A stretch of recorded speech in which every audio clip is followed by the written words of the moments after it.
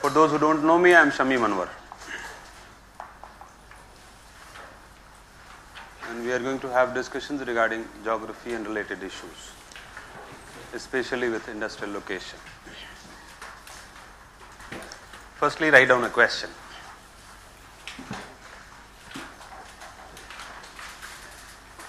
Discuss the role of geographical factors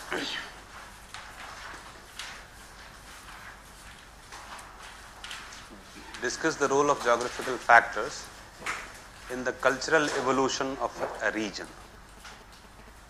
Discuss the role of geographical factors in the cultural evolution of a region.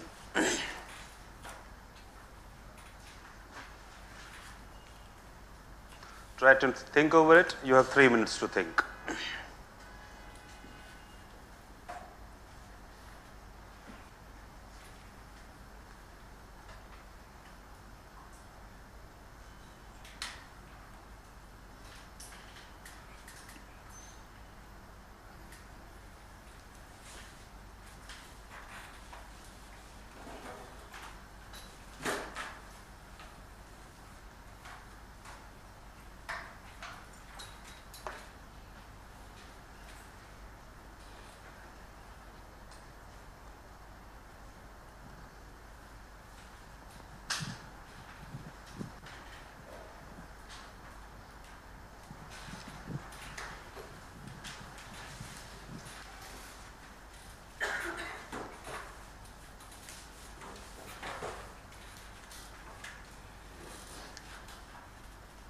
I'm not expecting you to write an answer.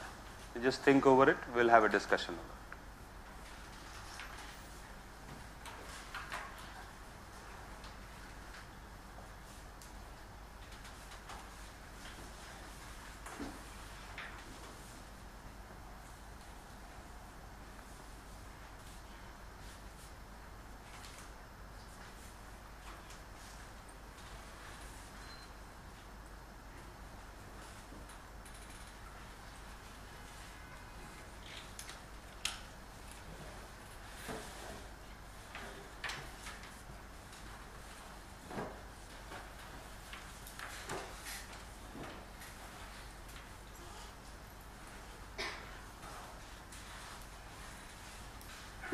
For those who have come late, the question is, discuss the role of geographical factors in the cultural evolution of a region.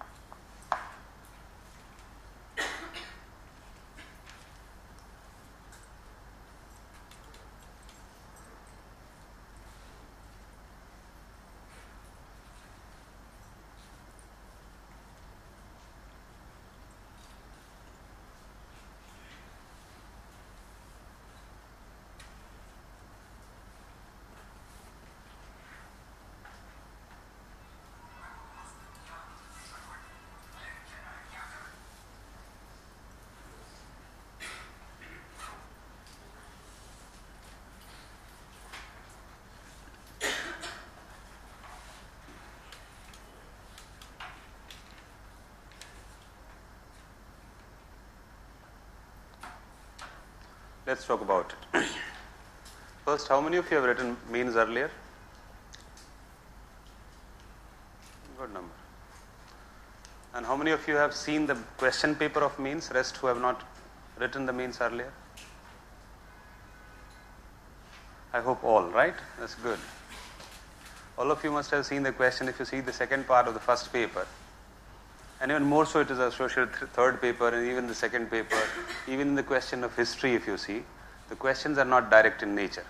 Like it's not a new information for none of you, I think. In the last 5 years, the questions are not direct in nature.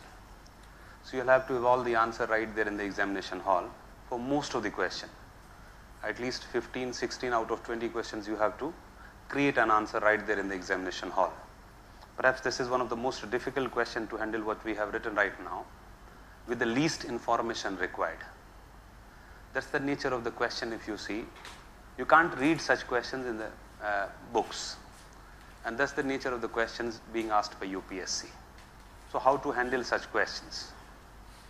We'll be having some time, we'll devote some time on that aspect, that how to write a question which you have least information, or rather I would say that unknown question, like which you would have never imagined, and yet it is there in the examination hall.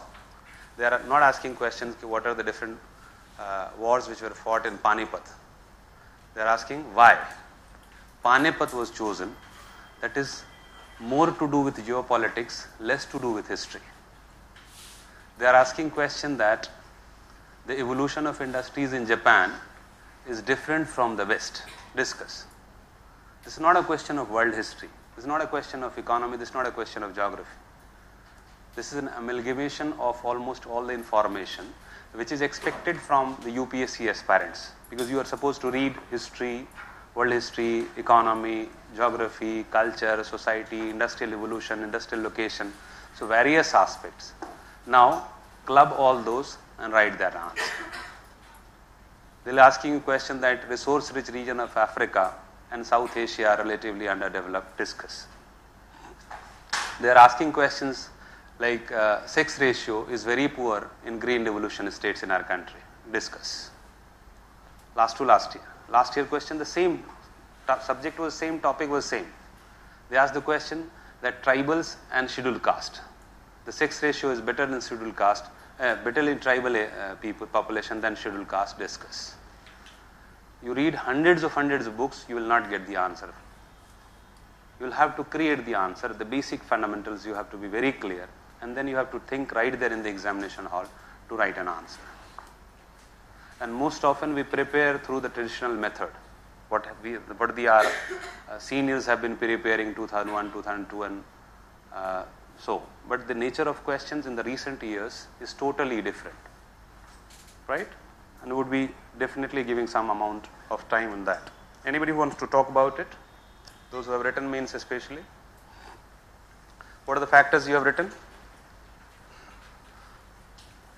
Geographical factors in the cultural evolution of a region. Yeah. Rivers, they have served as lifeline civilizations. Rivers. Okay, go ahead. Then Vindhyas have acted as a cultural divide between north and south. How Vindhya has affected the cultural evolution. So you'll have to talk about the cultural traits, north of Vindhya and south of Vindhya. Then whereas there have been flow of people, hybrid cultures evolved, where some parts have remained isolated, like forests and mountains and islands. Then festivals have evolved around culture. Good. Culture-rich regions. Have good number of festivals. And deserts have nomadic kind of life, that's geographical influence. Good one. Focus on the coastal regions, which were favored more for the trade. I think cosmopolitical culture has developed around the coastal regions. Beautiful. And the legacy continues, the education centers popped up there. And we can take the example of northeastern part, where the region is mostly hilly region. So there was distinct evolution of tribes which were not so very Connected with the, not so very yet to be mixed properly. We can give the other thing, that central highland area, which is not that much fertile as the northern plains and not very arid as that of desert, has seen mixed evolution of culture of both tribals and a bit of intermixing. You can just focus on the things like coastal regions like Bombay, Calcutta, Madras regions, traditions, legacy and First thing, the first problem of your answer that you are confining this question to India. You can take examples from India, but because this question is not specific to India. So you can take example from the rest of the world. Second problem is that you didn't talk about the culture, you're only talking about physiography. Physiography has a divide. Physiography has an impact on evolution of the culture. You have to talk about cultural evolution, not geographical factors, not the details of geographical factors. You have to just use geographical factors to delineate the different cultural aspects you can see in different parts of the world, with a special reference to India you can talk about. Climate.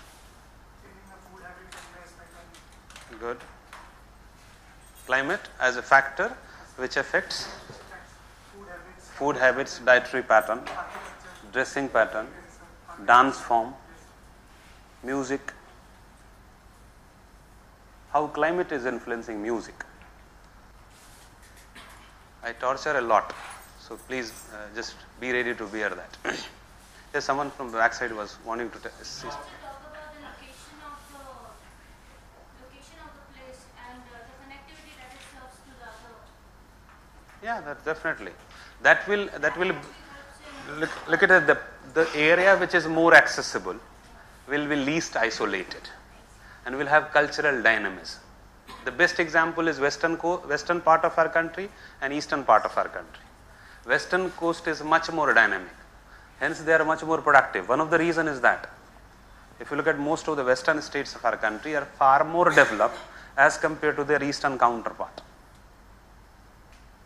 I'm like, this doesn't require Einstein mind to understand that why is so.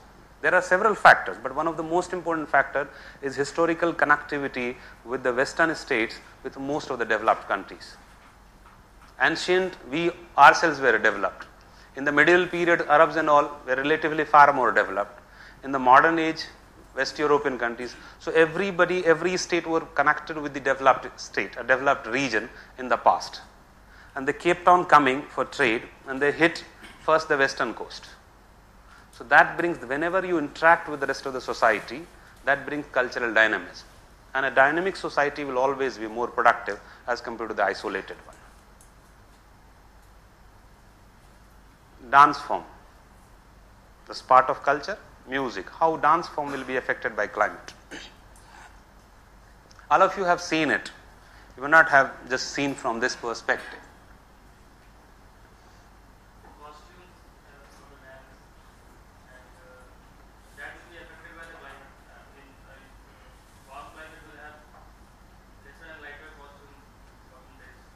But bikinis are more popular in European dance as compared to the African dance.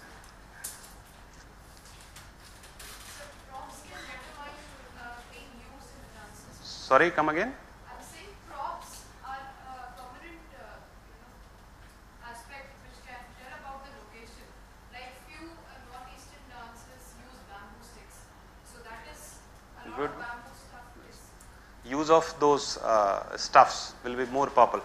The best evidence of impact of climate in the dance form, if you look at the temperate region, West European countries, you'll always have close body dance, hip dance, belly dance, just like very close body dance. If you look at African dance, samba, Brazilian, or most of the African dance, very wide open body dance. In our itself you see Tamil movies. If you look at the female actress dancing, they dance more like male than a female. Isn't it? So that's the impact of temperature, and you can easily correlate with your sleeping style during winter and summer. In summer, we spread our body. In winter, obviously we prefer to be as close as with bodies. So that's the direct impact. Look at the dressing pattern. Tight dresses generally will be preferred in the low temperature region. Relatively open dresses will be preferred in, like if you look at ghagra and the much broader even the girls' dresses, that will be typical of tropical region. Later on it might have migrated an inter-exchange of culture, that's a different issue. But fundamentally they will be associated with the tropical region. Music. Relatively louder music will be there in tropical region, and relatively softer music will be there in temperate region. And you all know it. Sound travels faster when the air is moist. So you don't need to shout in the temperate region when the air is moist, a relatively cooler temperature. In the tropical region, it is relatively dry. Because of that, you will have louder music. Look at Punjabi music.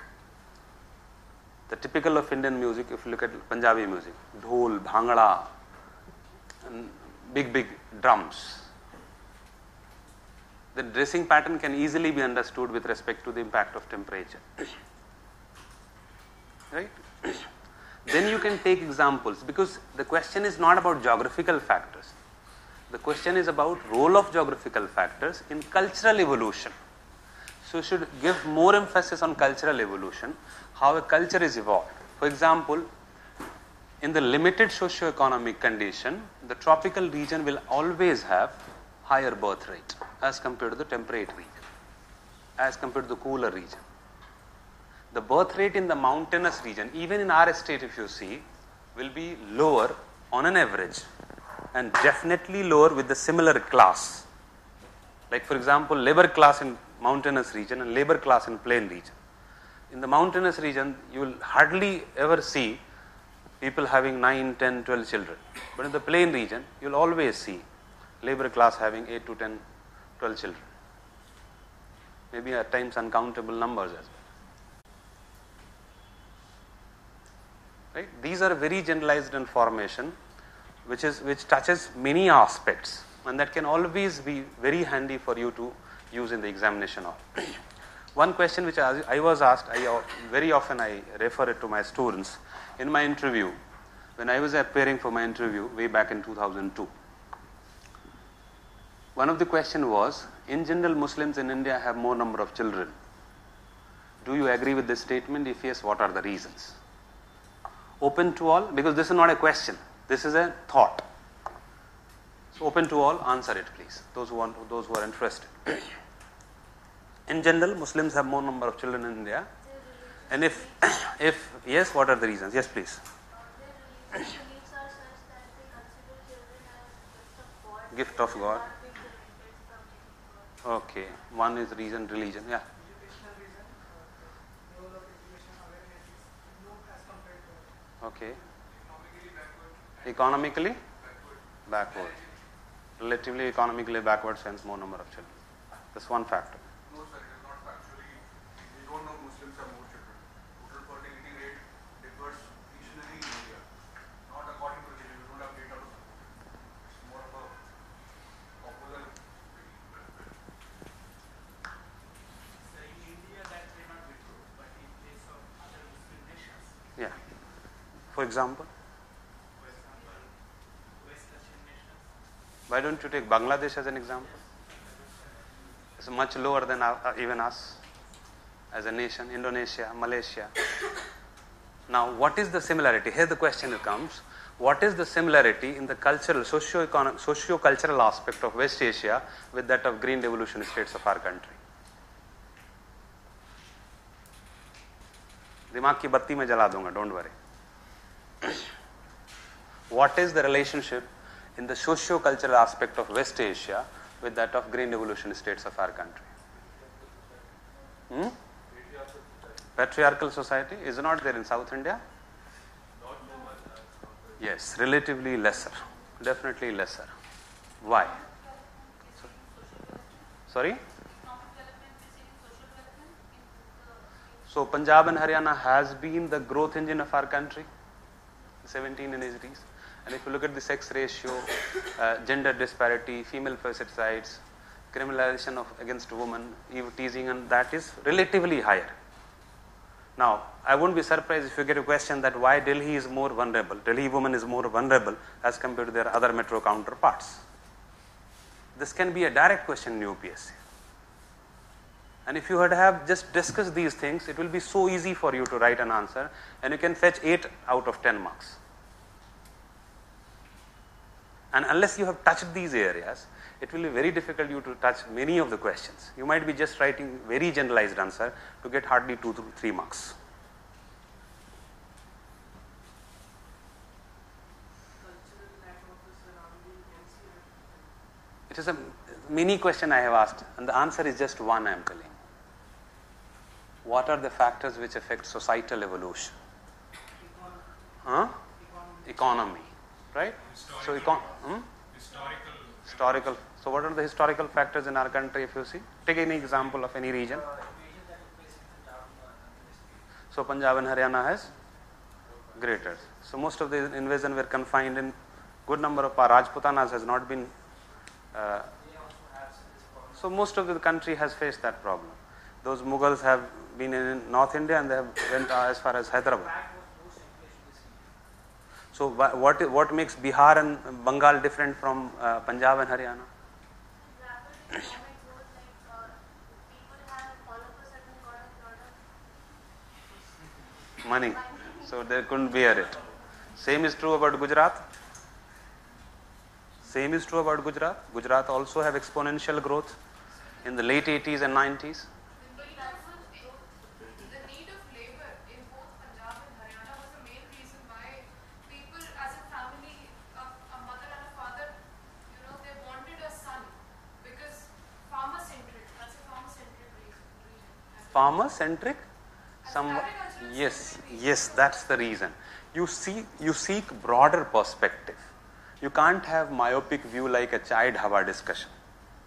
Right? You have to write and think like a cream, like an intellectual, like a would-be IAS officer. Let me come first to that question. In general, Muslims have more number of children. You started with religion. Do you see religion as a role in having number of children? How many of you really agree that religion has played an important role in having more number of children?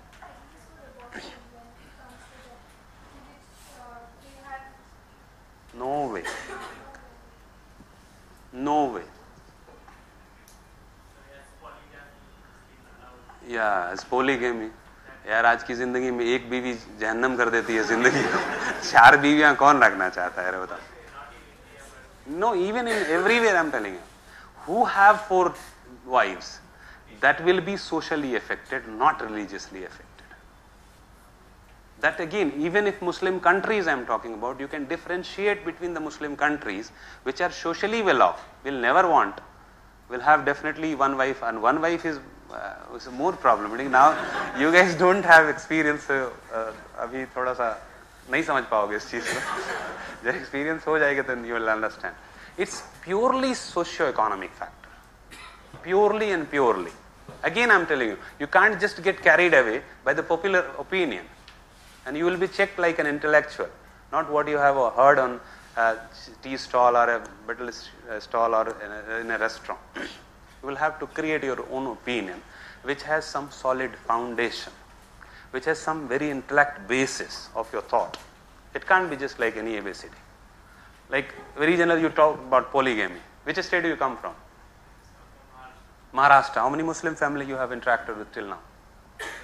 Many. Tell me one who is having 4 wives. Good? No? So what makes Indian Muslims different from the rest of the Muslims?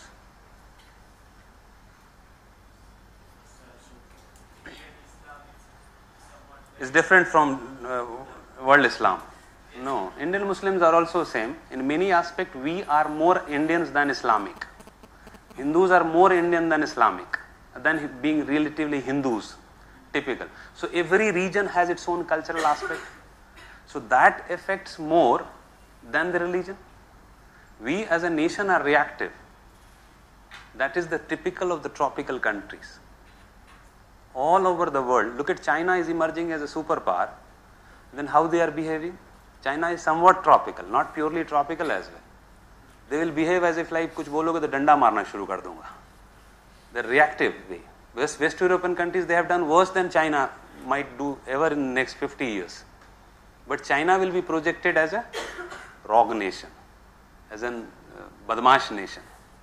USA has done the same, but they are doing it in a sophisticated manner. So tropical people, tropical region will be more reactive in nature. They'll react to you on one basis or the other. A very common reaction in our day-to-day life. आज अगर किसी को बोलोगे आज बहुत अच्छे दिख रहे हो यार, तो आंसर क्या आता है? सुबह से कोई मिला नहीं क्या? नहीं, because we don't believe that the person who is praising me might be correct also.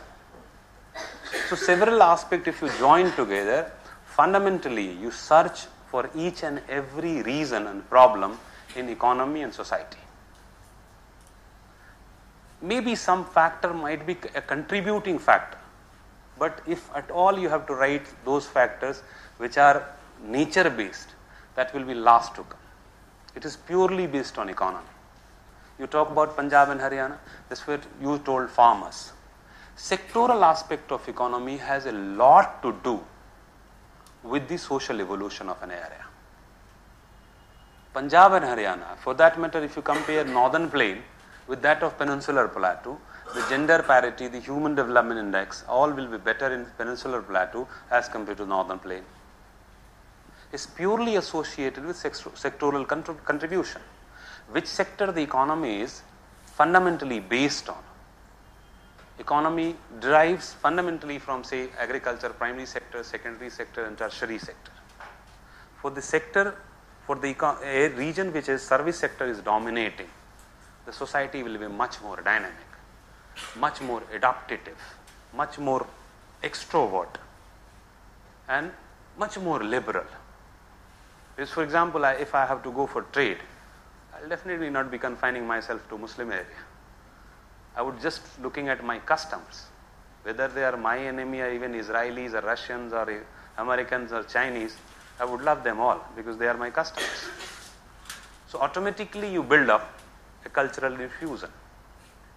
If you are dependent on primary sector, agriculture, let's say. So agriculture, suppose there is wheat is going to ripen and suddenly you see a thunderous cumulus cloud in the sky. You'll start praying, Bhagwan, Allah, please, mat dena, hailstorm, please don't hailstorm, please. बत्तियां बजने लगेंगी, अगरबत्तियां जलने लगेंगी, मंदिरों में घंटे ज़्यादा बजने लगेंगे, मस्जिदों में नमाज ज़्यादा होने लगेंगे, गुरुद्वारे में जो तो कथन होगा ज़्यादा होने लगेंगी, क्योंकि मत देना, because you don't have control over that. So you start being much more closer, orthodox, inward looking, conservative when a society drives their economy from primary sources. You will be at the most thanking God, the creator, maybe your parents, surroundings, if you are a computer engineer. Not I'm talking about the electrical engineer. Engineers are relatively much more conservative. In general, that's the data suggests. If you are driving your economy from service sector, suppose you become an IS officer, it doesn't mean that you will not be going to mosques or temples, but your ideals, your ideology will not be so conservative that you don't want to sit with other people. And the moment you are belonging to a particular society, then you will definitely be expanding yourself. You will not mind somebody coming with intellectual discussion and criticizing your thought. So you will be adaptive. And the moment there is exchange, there will be learning. Oh my God, I was thinking about this, about Hinduism. Most of the Western countries, the one very good thing about the present scenario of our country is that they have started researching, doing research work. So they started challenging something, they have started accepting something. So the moment they challenge, first time you might react, second time you will be forced to think. The same is about Islam, if you see. You will never see 10 years, 20 years before that Muslims criticizing most of the Islamic customs. Now you see most of the Muslim educated, I'm talking about, educated section of any community, they make a different class. And they will have similar thought. They will have similar responsibility. They will have similar reaction over most of the issues. For the time being, for chauvinists, for example, if I'm a politician and my majority of the area is Muslims, I would definitely Allah Akbar ka thoda do char nara laga dunga main. Shayad 500 vote बढ़ जाए. So that is political compulsion, that is situational. But in general, the behavioral aspect can be traced back to class-wise. It has nothing to do with region, it has nothing to do with religion. It's purely associated with the exposure you have. And most of the primary sector economy will be inward looking. Like why Africans, if you look at the, since most of you have read geography, how many of you have geography as an option? I'll remember your face, right? What is the role of latitudinal location of a country with developmental aspect? Is there any role? If you look at the optional question also, they are much more dynamic. They are not like earlier, like discuss what do you mean by continental drift theory and how plate tectonic theory is an improvement over it. They are asking totally different question. Is there any correlation of latitudinal position of a country with the development? Why? Because of the climate. Huh? Because of the climate. Less extreme of climate in the mid latitude. fertility resources. Future agricultural resources like Canada or Bangkok in India we have 3 crops.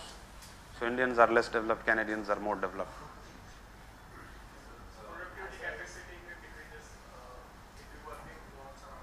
Sorry? Your productivity decreases. Labor productivity. Good one. Beautiful. Go ahead.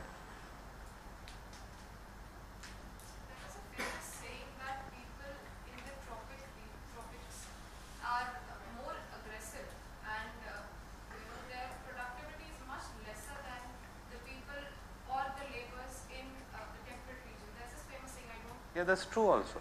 It's like if saying is there, think over it. And combined with the intensity, they are more vulnerable to diseases, tropical countries, and hence the productivity decreases. The rate of malaria, chikungunya, is more in the tropical. That is something being spread by the developed countries, their pharmaceutical companies. They have बहुत ऐसा move कर लिया है. Colder regions, the higher latitude regions are not that much vulnerable to the communicable disease per se. It's one of the factors. African countries, especially the countries close to equator. I'm expecting you all that you have read preliminary examination. So that means the climatic condition in the equatorial region is very conducive for microorganism growth. Humidity high, temperature high, the most conducive for microorganisms. The moment high humidity is there, that will definitely reduce the human productivity, labor productivity. You get exhausted very soon. So labor productivity means with similar skill, the people in the equatorial region are less productive as compared to the temperate region. So the moment you are less productive, your income is less. Simple correlation of economy. When your income is less, your saving is less. Your saving is less, investment is less. Investment is less, productivity is less. This is cycle. If you look at the disease aspect, the moment disease is there, any society which is disease prone will definitely have high death rate. The moment you have high death rate, the fundamental principle of high birth rate is high death rate. Any society, irrespective of anything, if the death rate is high, the birth rate will always be higher. If you look at any population policy, the first target they will make is reduce the death rate, especially infant mortality rate, IMR. That will be the first target. Then maternal mortality. Like for example, what were the flaws in the population policy of India? We gave too much emphasis on family planning, abortions, contraceptives. That was basically a flawed policy, where you are forcing someone. I am forcing. For example, I'm sure that I can talk to these people, to the crowd I am addressing right now, anything. Even if I am meant hurting Hindu sentiments, I won't care. Even if some Muslims are there, I'm interested. I'm talking about intellectual aspect. So if I'm speaking something, my mind, which hurts Muslim sentiments, I don't care. But the same I can't afford again on the roadside discussion, in a metro discussion. I don't know how many sleepers will be coming towards me. Right? So same is, if the society is ready for something, go for it. If a crowd is ready for something, go for it. If a region is ready for something, go for it. But if it's not ready, go with the basics. First you make them understand. Then apply this thing. That's the simple principle. So if you are writing something about population policy, several questions might be there which you might not have any idea about from the books. So you'll have to generate an answer. Why most of the discoveries and all are done by the Europeans, not us? The agriculture is productive over there, so they have access. Europeans. Patent rights are ready. You are talking about the present, anything, for example, whatever you see in the Punjab, it's not present then. It's a repercussion of the 30-40 years. So if the temperate countries are developed, not because of the last 100 years situation, it's because of the last 1000 years situation. We were one of the best civilization in the Indus Valley time. We were one of the best traders at that time. We were having the biggest military power in the world during ancient time. Ashoka, if you pick up, and even before that, Guptas, Mauryas. In fact, one among the biggest military power. But we never expanded. We never went for colonization. Why? Exactly. We didn't see any need for that because most of the things were fulfilled within the society. The same is true about equatorial region. the two most fundamental requirement of humans, water and food, is readily available naturally in abundance. High death rate never allowed the population to increase to make the ecology unsustainable. They never have to think about tomorrow, right? They'll never think about tomorrow. That's why this is generally, if you see the Africans, they'll be very bindas kind of people. Least bother about what is going to happen and what is the reaction. They'll speak their mind. They'll do whatever they want. Dance भी करेगा तो ऐसा लगेगा कोई बच्चा type से है, just like a childish act. So they'll never think about it. If you look at Europeans, they'll be highly disciplined. That's what we have learned from there. अगर एक ठोकर लग गई तो look at this very simple aspect. हम लोगों में ऐसे ठोकर लग जाते, ऐसे देखते हैं पूरा घूर के. उधर से क्या आवाज है? जो पढ़े लिखे, अब हम लोग भी हैं तो थोड़ा जो पढ़े लिखे लोग हैं, दिल से सॉरी, बात खत्म हो गई, दोनों कूल होकर अपने अपने घर गए. एक स्टेयर आपने मारा, उसने भी दूसरा मारा, तुमने क्या समझ रखा है मुझे? एक छोटी सी बात बड़े में ट्रांसफॉर्म हो जाएगी. हो सकता है you have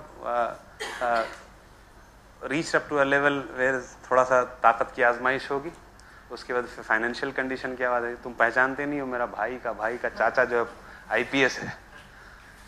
So many things.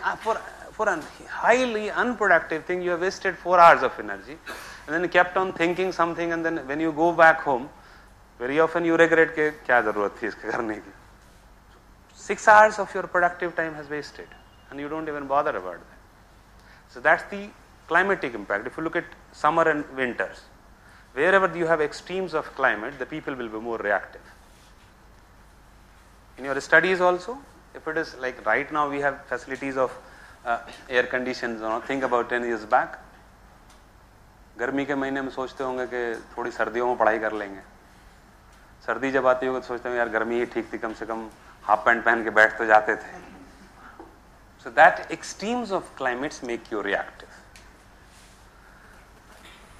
In the European states and the temperate region, almost 4 months of winter season is unworkable. You can't very often step out of your houses. Now that forces you to be disciplined. For 8 months you are not only supposed to earn, but also save something to survive in that 4 months. Automatically you are disciplined. And a disciplined society will definitely be more productive. In that 4 months, those people who cannot get out of their houses, majority of them will sit and find out some indoor games. Very popular in those regions. Outdoor games relatively less popular. Nowadays they are being developed. When technological advancement is there, most of the indoor games, most of the outdoor games have been developed in, or at least originated in tropical regions. Indoor games, most of the temperate regions. Some people might dare plan, 4 bande mil jayenge, let's go somewhere else where the temperature is better. Let's explore the world. They'll keep on moving. Discoveries, inventions. More liberal because they have been interacting with the rest of the world. They are forced to interact. Africans, relatively closed society. The people of tropical equatorial region, highly underdeveloped. Most of the countries in the equatorial region will be underdeveloped. Developing in the tropical region. Most of the developed countries, in fact, all the developed countries in the temperate region, if not all the countries are developed, but all the developed countries are there. Developing countries, underdeveloped countries. So there is a simple correlation of latitudinal position, impact of climate on societal evolution, impact on sex ratio of economy. Look at tribal economy. They are forced to have gender parity. If you understand that, you will understand the difference in the eastern northern plain and western northern plain. Whole of northern plain fundamentally derive their economy from agriculture. Yet there is a difference in human development. Comparatively, if you see Bihar and eastern UP is better in terms of human development, gender parity as compared to the developed counterpart, economically developed counterpart of western UP, Punjab and Haryana. They are doing better. Despite the fact that they are poor, incidence of poverty is one of the highest in those regions, yet they are better in human development.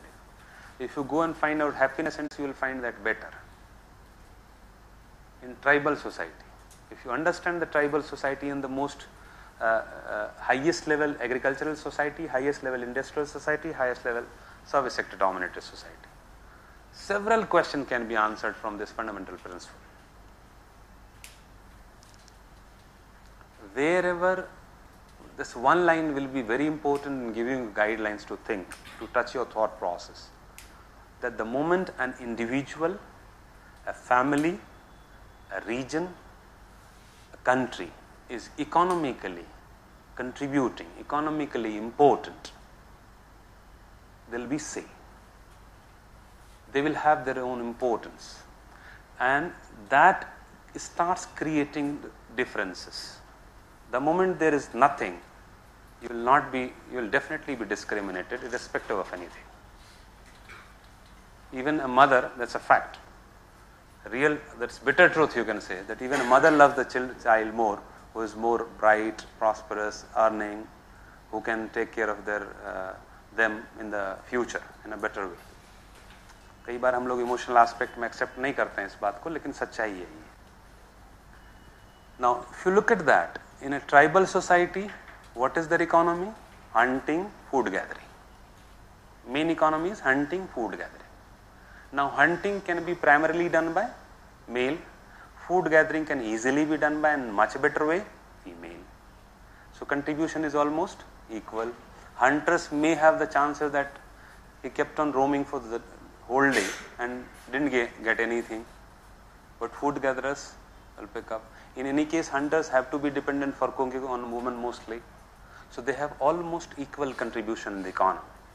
The moment you have equal contribution in the economy, you can't discriminate, because she is equally important for the family livelihood. And start from this basic principle, you will understand the whole thing. In Punjab and Haryana, when the commercial plantation, that situation arisen only after the introduction of green revolution, when they went for semi-commercialization of agriculture and almost commercialization of agriculture, their income increased many-fold. Right? The moment you have agricultural income, now here if you see fundamentally, if you are supposed to take care of your resources of income, sources of income, I cannot send my daughters to take care of hundreds of laborers who are working in my field. Can I? No. So definitely a 10 years old son of mine would be far, far economically important for the family than a 25-year well-grown up girl. So definitely a younger brother might be taking care of his far, far older sister. If an older sister is going to go to the market, a younger brother has to be there somewhere. Like several incidents you can see that. At the end, she is supposed to take care of her. कुछ हो जाता है तो सच्चाई है कि उसी पे वो डिपेंडेंट रहेगा. हो सकता है कि वो भागने में सबसे मास्टर हो. And she will have to take care, but in a society, he must be there for his own sister. So a societal mindset up. Look at how economy is influencing the mindset. Look at the wife.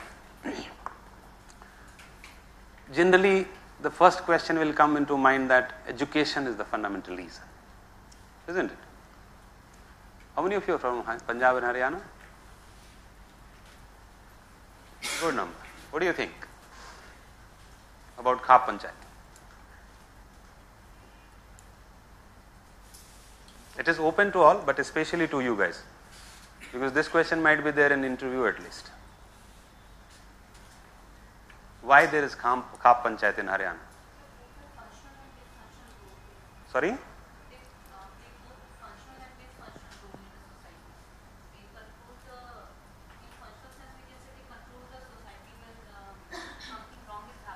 Okay.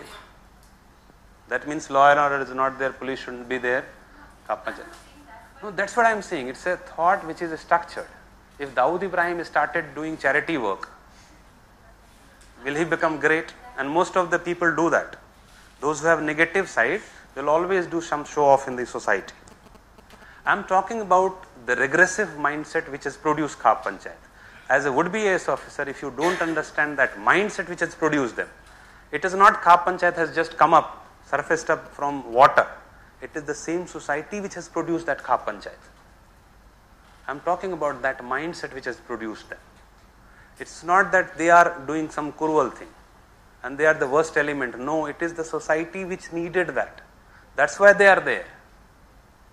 lack of confidence in the formal structure. बड़ा complicated हो गया है. Lack of confidence in formal structure. That is there in everywhere. Don't you think police are more corrupt in other parts of states or country than Punjab and Haryana? That is there in almost every state. Anybody has confidence in police? पक्का? Family से तो नहीं आती police वालों की. A general opinion. I'm not talking again about a special. Our system is working. That means there must be millions of good people there. But a general structured opinion in our society is that you can't have faith in police until you know them. That's a fact. And that is common to all.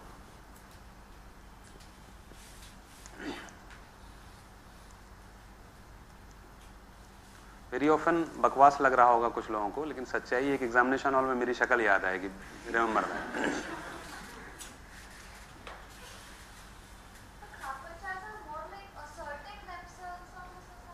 Because we have allowed them to assert.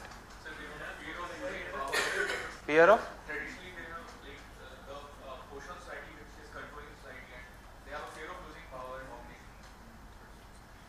So they are being reactive. Yes, in a sort of way.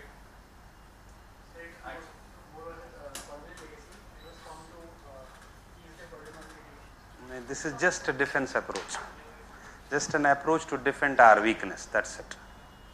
अक्सर ऐसा होता है ना कि that's what I mean. Historical reasons, history of India is roughly similar all over the state. So if Punjab and Haryana is having something special, for example, Bihar is having something special, that means there is something special reason for that. How many of you are from Bihar? 4, 5. Anyone from Tamil Nadu? Tamil Nadu. Right. Can you see any similarity between Biharis and Tamil people? That means you have not interacted. Seriously, you don't know Tamil culture then.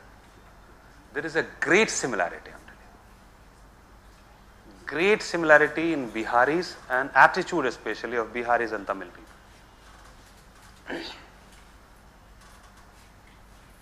And you will wonder why.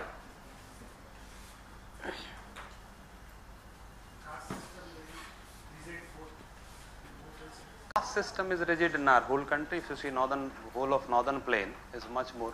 The same is about South India also. Caste system is rigid. Both believe in? Seriously, exactly opposite. Exactly opposite. I tell you one incident. Two guys went to, and this is a real story. Two guys, one coming from Karnataka, one coming from Bihar, went to a zoo, right? And it was already 4 plus p.m., 4:5 p.m. And the zoo was supposed to close at 4 p.m.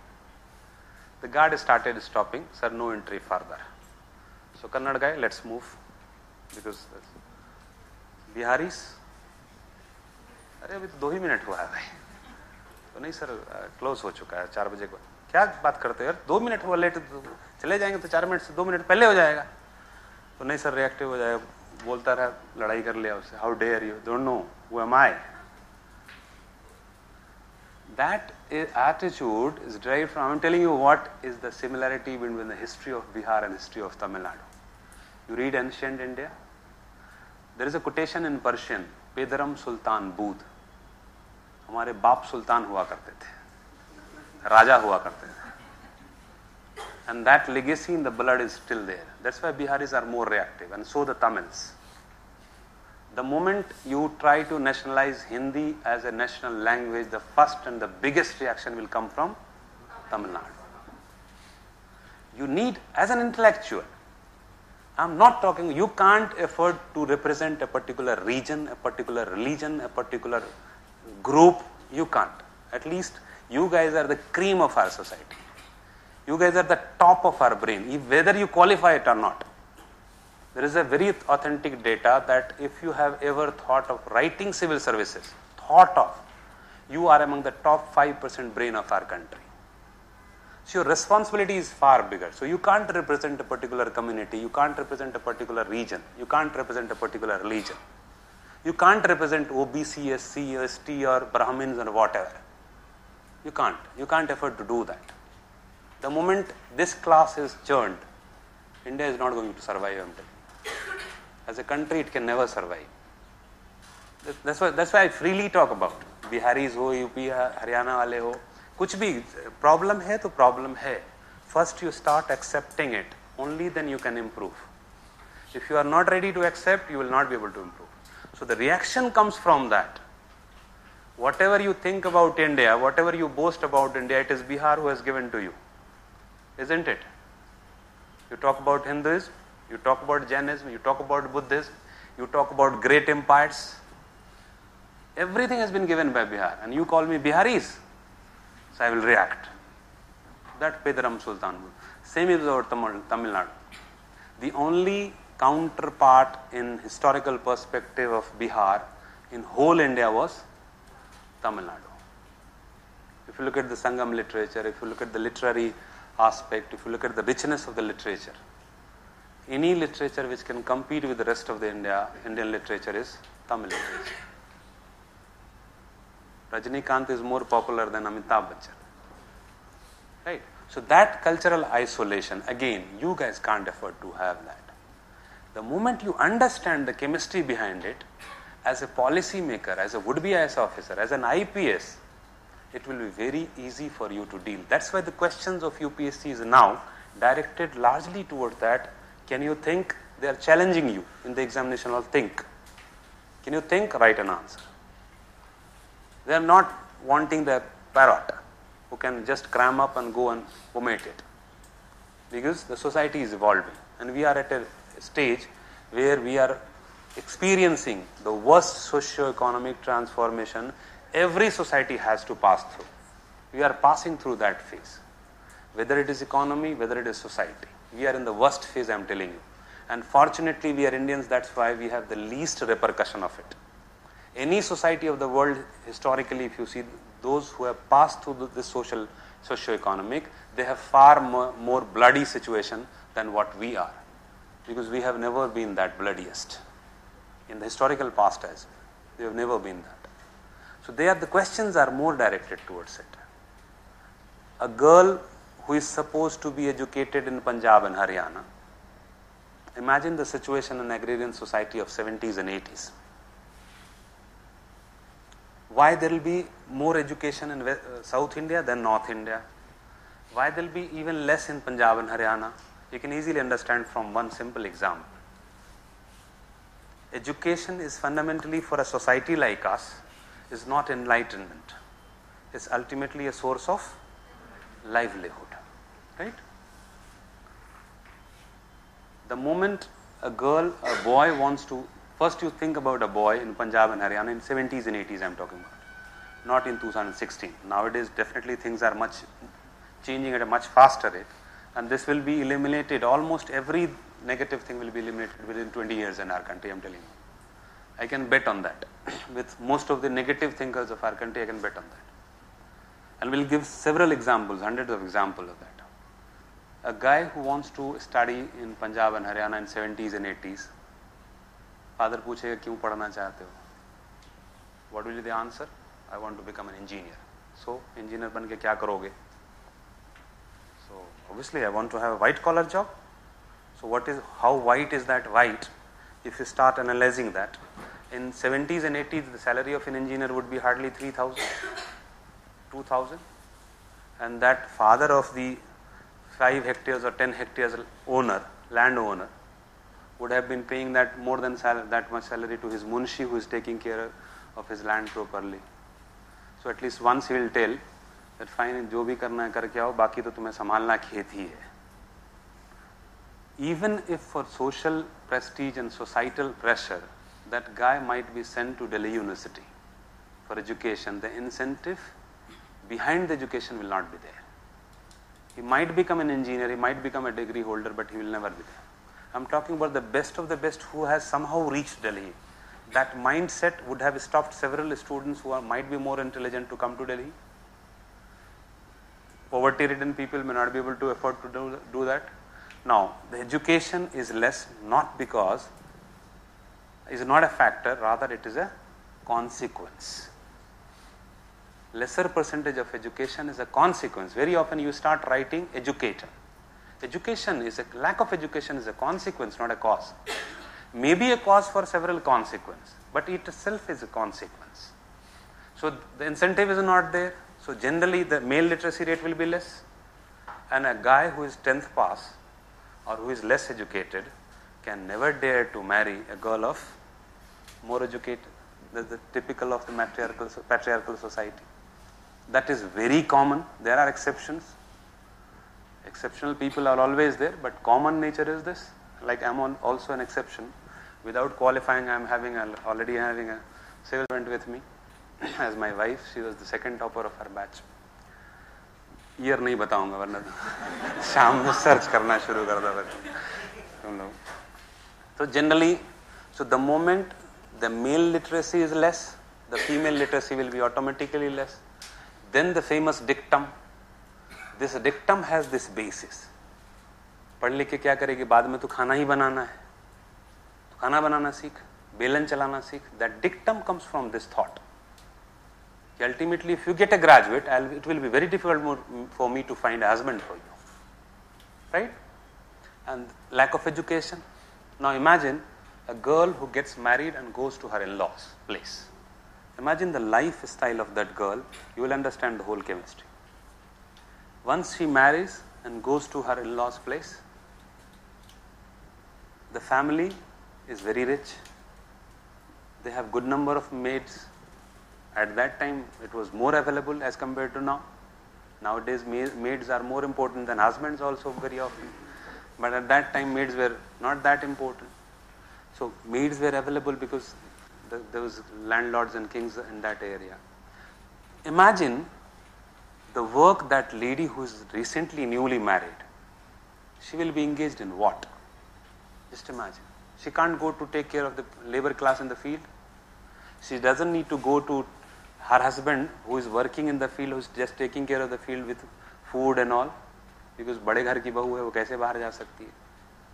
Now she is forced to confine in that chahar diwari, in that courtyard, for almost 24 hours. Her husbands come in the evening, maybe sometimes late evening, and she wants to try to have some intimacy with her, some conversation with him, because only known person and relatively easy to come close is the husband, right? Rest of the people are relatively unknown to her. The general reaction of the husband will be what? सुबह से बैठे रहते हो, कुछ काम धाम तो होता नहीं, जैसे आते हो सर पे चढ़ जाती हो. ये common reaction होगा, because he himself is tired, and that's true also. Now look at that woman is reduced to simply a child-bearing machine, nothing else. Look at the first the social status, second the mental status of that girl, and level of confidence that girl might be possessing. Zero. And if that husband tells one day that I don't want a baby girl, she can never dare to speak, no, I don't want. Imagine South India. So the majorly agricultural land is not very effective, is not in abundance. So most of them are forced to go for others. So either you go for secondary or go for tertiary. The moment you go for secondary, you have switched over to primary to tertiary. Girls, forget about competing, they can always beat you. As far as primary activities is concerned, which are physically demanding, women cannot stand before male. I hope feminists will not mind this statement. As far as physical labor is concerned, women can never stand before men. As far as mental aspect is concerned, they can always be better. Look at the UPSC civil services result in the last 10 years. Most of the girls are toppers. So that's how geography is affecting economy, how economy is affecting society. So a girl wants to go for education because since for class 1 to class 10th, she might have proven that her percentage is far better than her brother. So if the parents wants to send his son for computer education, she'll claim that no, I want to become, I also want. Okay, you want to become, go ahead. Now if she gets married to a computer engineer, she herself is a computer engineer, and one fine day the husband says that I don't want a baby girl. I hope you understand what will the reaction from that. Just get lost, I'll marry someone else. Someone else is waiting also for me. You have seen in my office. वो पूरा पीछे पड़ा हुआ है मेरे. That confidence is generated because you are independent. Because you are financially independent. It's not that the girl is bad. It's not that the girl doesn't love her husband. It's simply fact that she might not be able to bear the discrimination. How dare you? That questioning does not mean that love is reduced, respect is reduced. I'm talking about, again I'm reminding you guys, गुस्सा मत होना मुझ पे, कुछ लोग हो जाते हैं कई बार. I'm talking to a class who I hope I can understand my version of society. And that's the real version I'm telling you. So that's why the education will be less, there will be discrimination. Now just imagine one scene that a brother can kill his own sister for the reason said that she dared to love someone against the family wish. At the most, a brother can tell, bhag jao yahan se kahin. I'm like, the kind of love you generate. But the problem is that the communication gap is so huge in the family members. They behave like, मेरा एक friend हुआ करता था college में, जो हरियाणा से आता था, again with no offense to anyone please, Haryana से आता था. उसके फादर जब आते थे तो लिटरली मैं बता रहा हूँ कर्नल और कांस्टेबल का रिलेशन हुआ करता था. बेटा ऐसे करके झोला पकड़ के ऐसे चलता था और फादर पूरा आगे चल. There was no communication at all. कुछ लेना है तुम्हें? जी नहीं, खत्म. नो फर्दर क्यों नहीं लेना है, कैसे लेना है, कुछ भी नहीं. ना that communication gap creates less emotions, more reaction. Emotions are less, so the only person in the family who was going to cry after the death of that girl is her mother. Because whatever interaction they have, it is with mother. Father and his very cosmetic, platonic type से relationship. आए, खाना खाए डाल दिया, कुछ और लोगे, नमक ले आओ, खत्म. So the communication gap doesn't let the emotion to generate properly. And obviously everything in human, or what makes humans different from rest of the animals, one of the most component I personally believe is emotions. The emotional attachment, emotional bondings. A beggar you might not have ever come across, लेकिन उसको भी मन करता है यार कुछ ऐसा दे दो कि वो जिंदगी जी ले. या हो सकता है कुछ 10 रुपए दे दो, 20 रुपए दे दो, 50 रुपए दे दो. हो सकता है आप स्टूडेंट हो, 50 रुपए आपके लिए बहुत अहमियत है, स्टिल यू वांट टू पे that. So the moment that is less, now the whole decision making process is more male centric. I'm not talking about the patriarchal. Patriarchal is the norm. Perhaps the nature may have made it. I'm talking about a centrally deep rooted patriarchy which doesn't care about the emotions of women, because that lady doesn't have any say in the family decision making. The moment women are not an integral part of the decision making process, even if male wants to that, I'm not talking about the process, I'm talking about the whole process, not as a participant. Participant is different. For example, 5 members are sitting, one has to be female, that is participation. All 5 male may be there, but if the process has involved few females, like for example, I am a part of a policy, a team which is going to announce a policy, but I have good amount of interaction with my wife, with my sisters, with my mother, so I definitely have very fair amount of idea about the concerns of women over a particular issue. That will be missing there. So it will be a deep-rooted patriarchal society which will ultimately a husband will never want a daughter to go through the same process what he has seen his wife has gone through. Because when you become a father, you become a different person. So the moment you are a father, you are a different. You are no more that male who has been treating his wife like hell. So they will never want. The moment वो डर जाता है उस बात को सोच करके कि मेरी बेटी फिर से ऐसे किसी के थ्रू जाएगी, चाटा मारेगा, सास खाना नहीं देगी, या जिस तरह के भी tortures normally he might have seen in different families, he will never want female feticides. Sex ratio is good. You look at the male patriarchy and the criminal. The moment you have female feticide, sex ratio will be less. The moment sex ratio is less, problems will definitely be there, because it is a normal need of human to have woman in your life.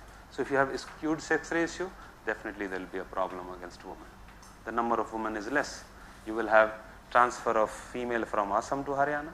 The girls are being sold all the way from Assam and Bihar and Odisha to Haryana. Look at that again, less emotions. Because when you have bondings, when you have typical social marriage and all, especially again in a society like us, which is not that intellectually developed, which is not that developed in terms of morality and ethics. So that social bonding play a very important role. कि आपको शादी करके लाया गया है, दो family की joining हुई है, इतने सारे कन्वर्सेशन हुए, इतनी सारी डील्स हुई है, लाख 2 लाख 4 लाख का डिस्कशन हुआ है, तो इतनी बाद आपने लाया है, तो obviously you have some bondings. Now the women are being sold directly to you, so that becomes simply a sex object, nothing more than that. So further problem. So Khap Panchayat and all is basically a consequence. You should never blame directly Khap Panchayat. Khap Panchayat is there because you deserve that, because you needed it, because you have made it. So the moment you understand the basics behind it, then it will be easy. You won't hate Khap Panchayat.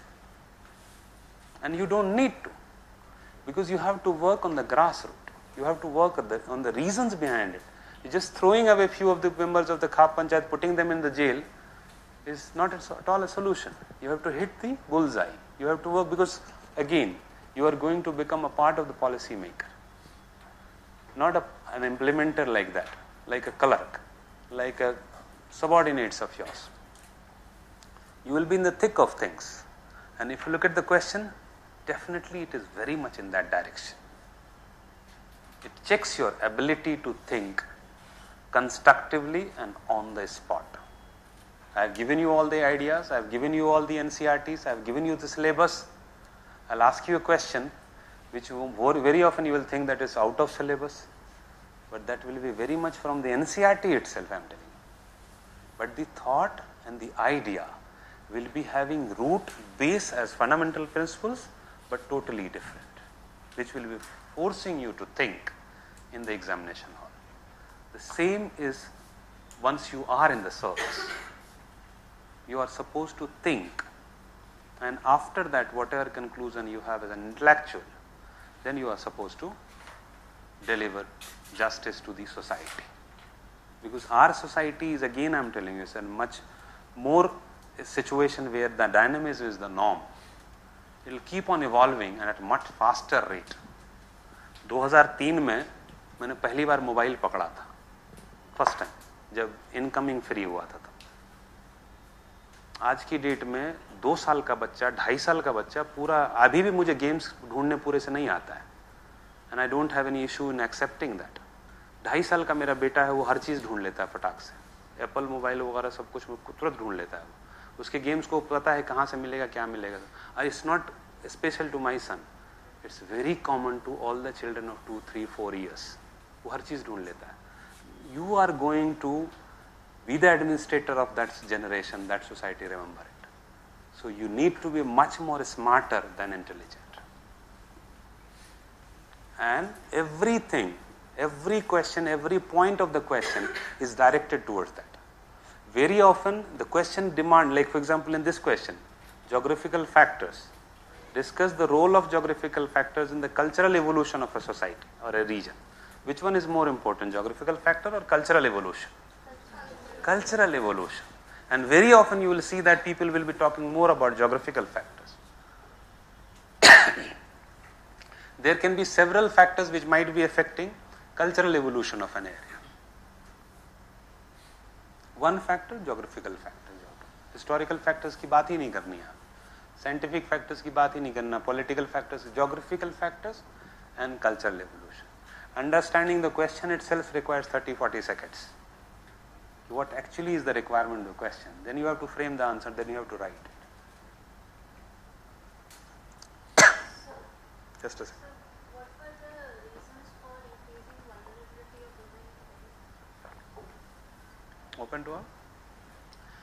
what are the reasons for Delhi women to be more vulnerable as compared to their metro counterparts? Like last year, perhaps there was a question that Delhi pollution. Okay. Can you imagine this question that you would have ever read in books? It is purely associated with weathering, erosion, and the consequence which area will be more vulnerable. Extremes of temperature, dusty area, agricultural field surroundings, no.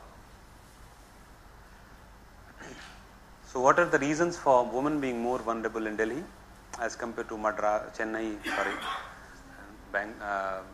Mumbai and Kolkata? आज का क्या नाम रखा है उसका? कोलकाता ना? उसके बाद कुछ और चेंज किया है ना? Sorry, Kolkata.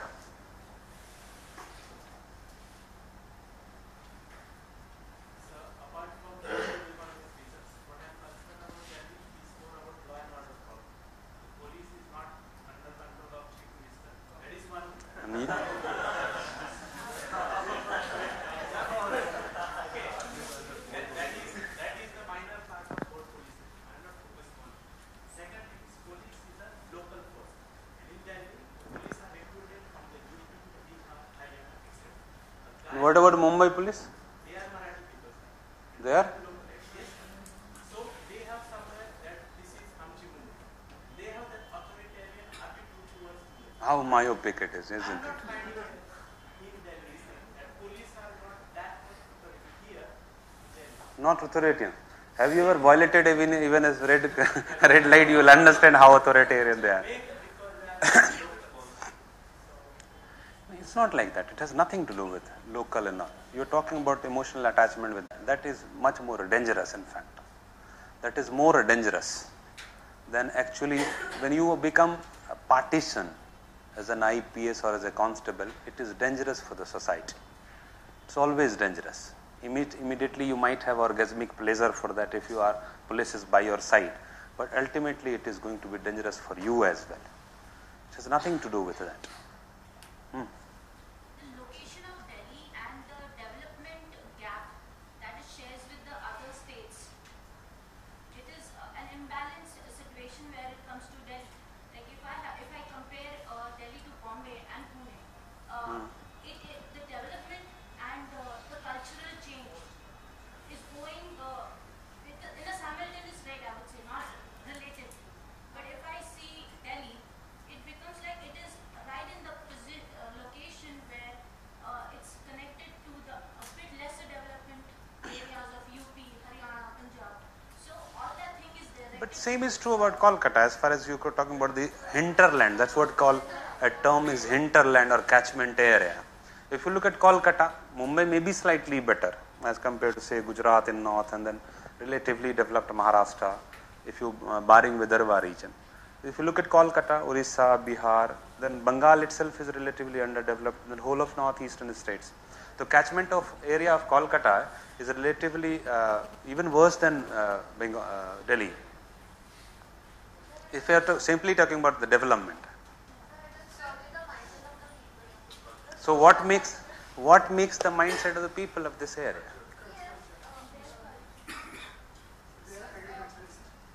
Agriculturalist. Again, always I am talking about you start from a single problem of your personal life. Even if you are failed in love marriage, believe me, it must be economic reason.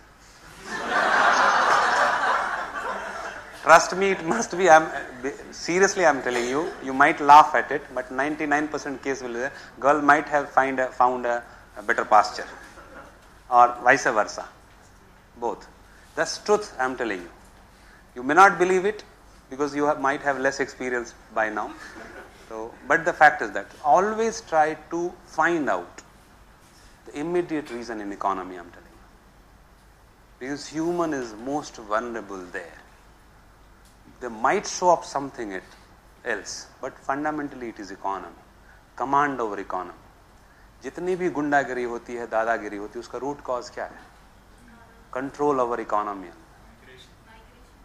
Control over economy. So here, if you see Delhi, what is the fundamental aspect of economy? First is primary sector.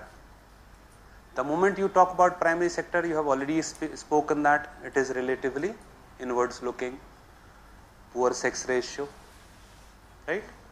And since Delhi is surrounded from all sides by agrarian state, Delhi is more a center for agricultural activities or agri-dominated activities, even in the trade sector and all, agri-dominated activities. For example, if a labor force wants to go to Surat, the best possibility will be if he can earn or she can earn if she knows and he knows how to cut a diamond. So you need skilled labor. Why there is a migration? Most of the people all the way from Bihar, where the Kolkata is hardly 4 hours travel journey duration. They'll never prefer to go to Kolkata. They'll directly come to Delhi. Find out the reason behind this.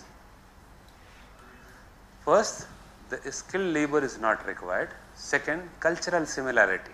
If you look at Delhi, is the center of Hindi speaking people, right? So all the Hindi speaking area becomes its hinterland. The moment you go to Kolkata, you are supposed to learn Bengali. The moment you go to Maharashtra, Hamchi, Mumbai, obviously you have to learn not only Marathi but also have to bow down before Raj Thakre's and all, because वो आपका state तो है नहीं. What do you think about that?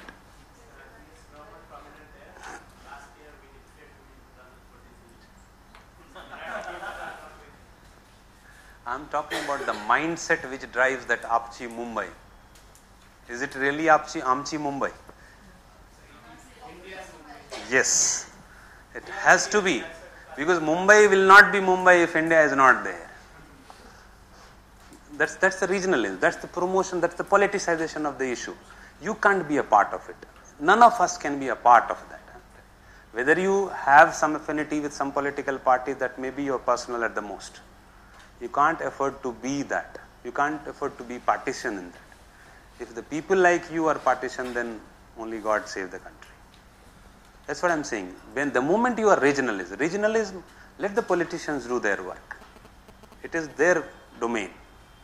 The intellectuals, the well-educated. Once you join politics, you do the same, I won't mind. But so long you are simply an intellectual, well-educated, and fortunate to have reached at this level. There might be hundreds of more intellectual guys and girls than you people, and they might be working somewhere in the agricultural field. So treat yourself as fortunate, maybe thank your God, your parents, and treat yourself differently. You can't have a general thinking. The moment that is again a regional feeling, and they create fear in the mind of the regional. That's Marathis. The moment Biharis comes, UP wala comes, they'll dominate you and they'll take you all the opportunities, and so सब लोग डर जाते हैं कि मेरे बच्चे को schooling नहीं मिलेगी. That fear is created. You don't get it. Go to St. Stephen's, Delhi. There's far better college than Mumbai. That fear is created in the mind of the society, so that you get stuck with that immediate identity. The same is true about Muslims. If you look at Obaisis, how come they crop up from nowhere? No, it's not primary sector. It is purely related to the socio-economic condition. So purely, the having more number of children is purely related with socio-economic condition. That's the best balance answer. That's the best balance answer. Socio-economic condition. Since Muslims in India do not have great socio-economic conditions, they are more vulnerable for having more number of children. And that is true across the religion. If you go and ask your grandparents, they might have 9 children, I'm telling you. If not your grandparents, your father of grandparents, grand-grandparents will definitely have, I'm telling you. Irrespective of your caste, your religion, your region, they'll have it. Right? It's purely related with socio-economic condition. However, the reason is that like for example, if you look at several committees have come up with data that Muslims and SC, STs are equal in terms of socio-economic condition. Now, what is the reason for that? Any Muslim in the sitting here? Look at the reason. That out of 100 students, there is no Muslim. Now, the fundamental reason for Muslim being relatively more poorer as compared to their counterpart, anybody who can guess? That's the consequence.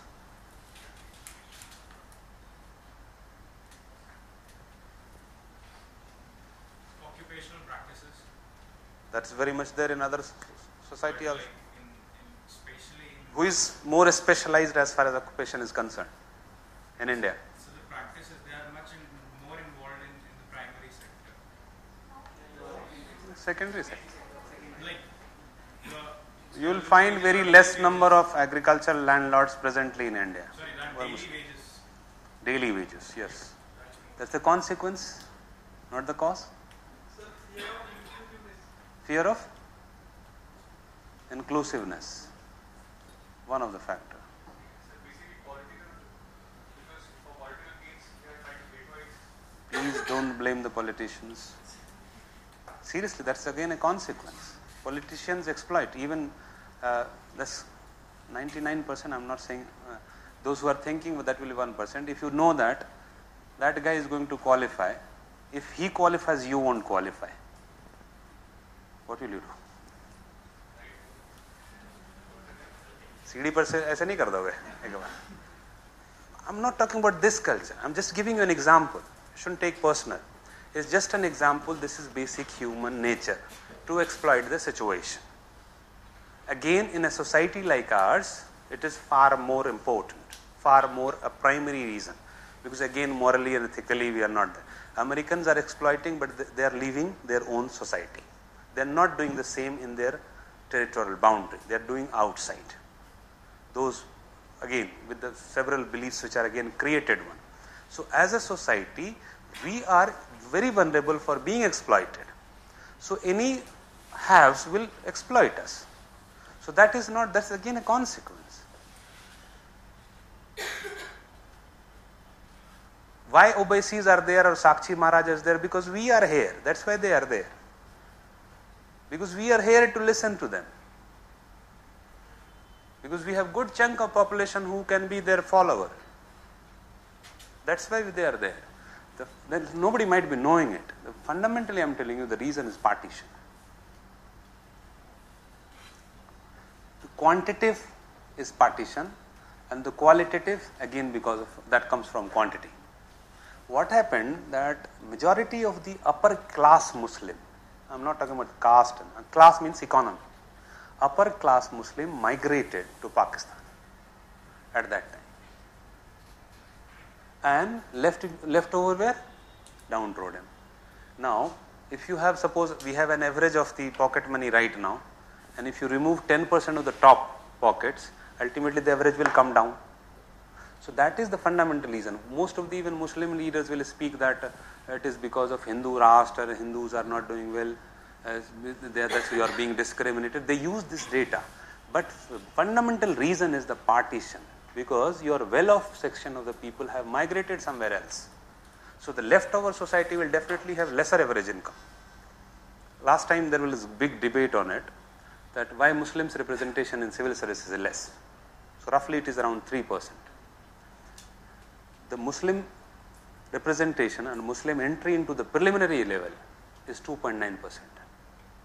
The number of Muslim candidates who appear in civil services preliminary examination is 2.9%, and the overall selection is 3.1%. Look at who is better. You are discriminated, or in fact you are supported. And I can bet on that every Muslim students except me gets more marks in interview. Slightly better marks, because they are being encouraged. Kashmiris will always get more marks in interview, because their people are not sitting like that who can have myopic view. We will always encourage nationalism. We will always encourage a nation building. Isko real sense of both. But those data are basically used by those politicians. You can't afford to do that.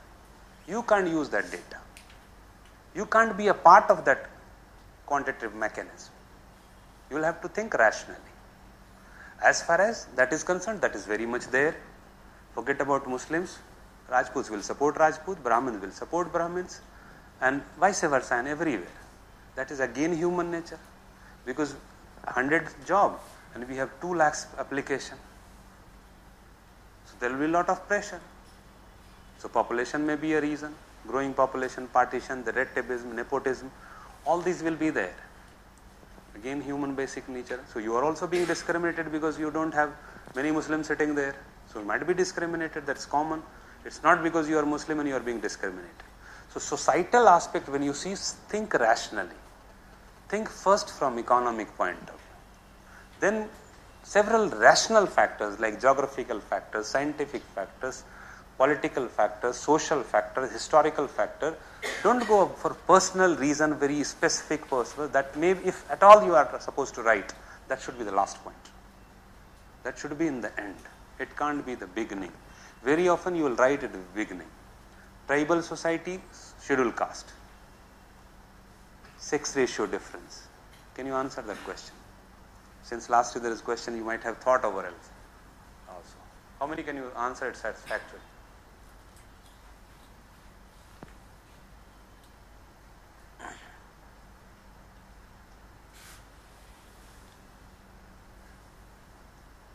फिर mains में तैयार हो 300 से ज्यादा marks नहीं आएगा. Seriously बता रहा हूं. Be ready to experiment.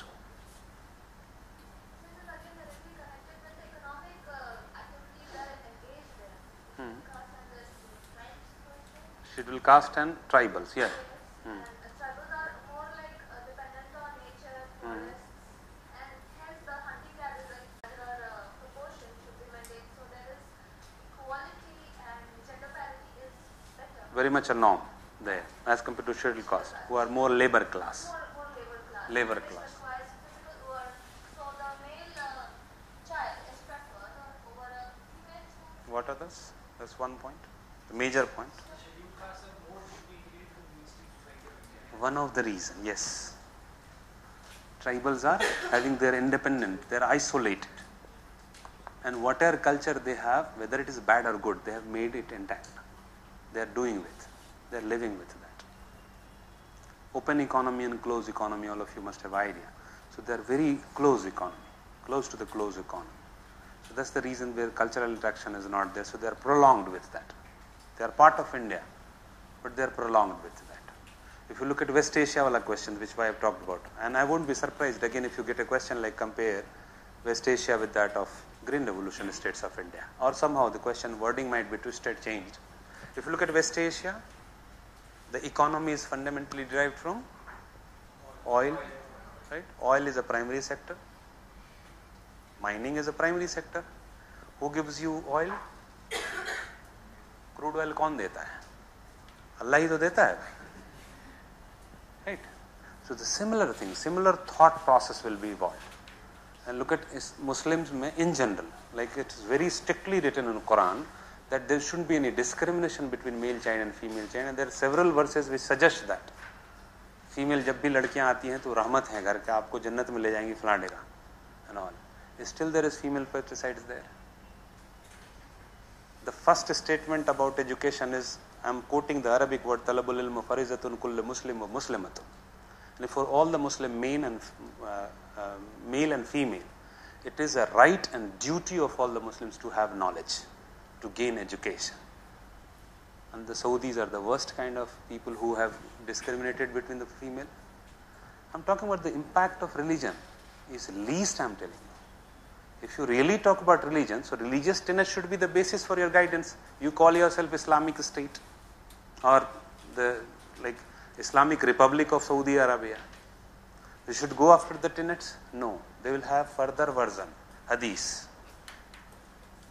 supposed quotation of Prophet, and then drive their tenets from. No, don't go after Quran. They'll never go after Quran. They'll drive their tenets which suits their patriarchal society. They will not allow female to go after that.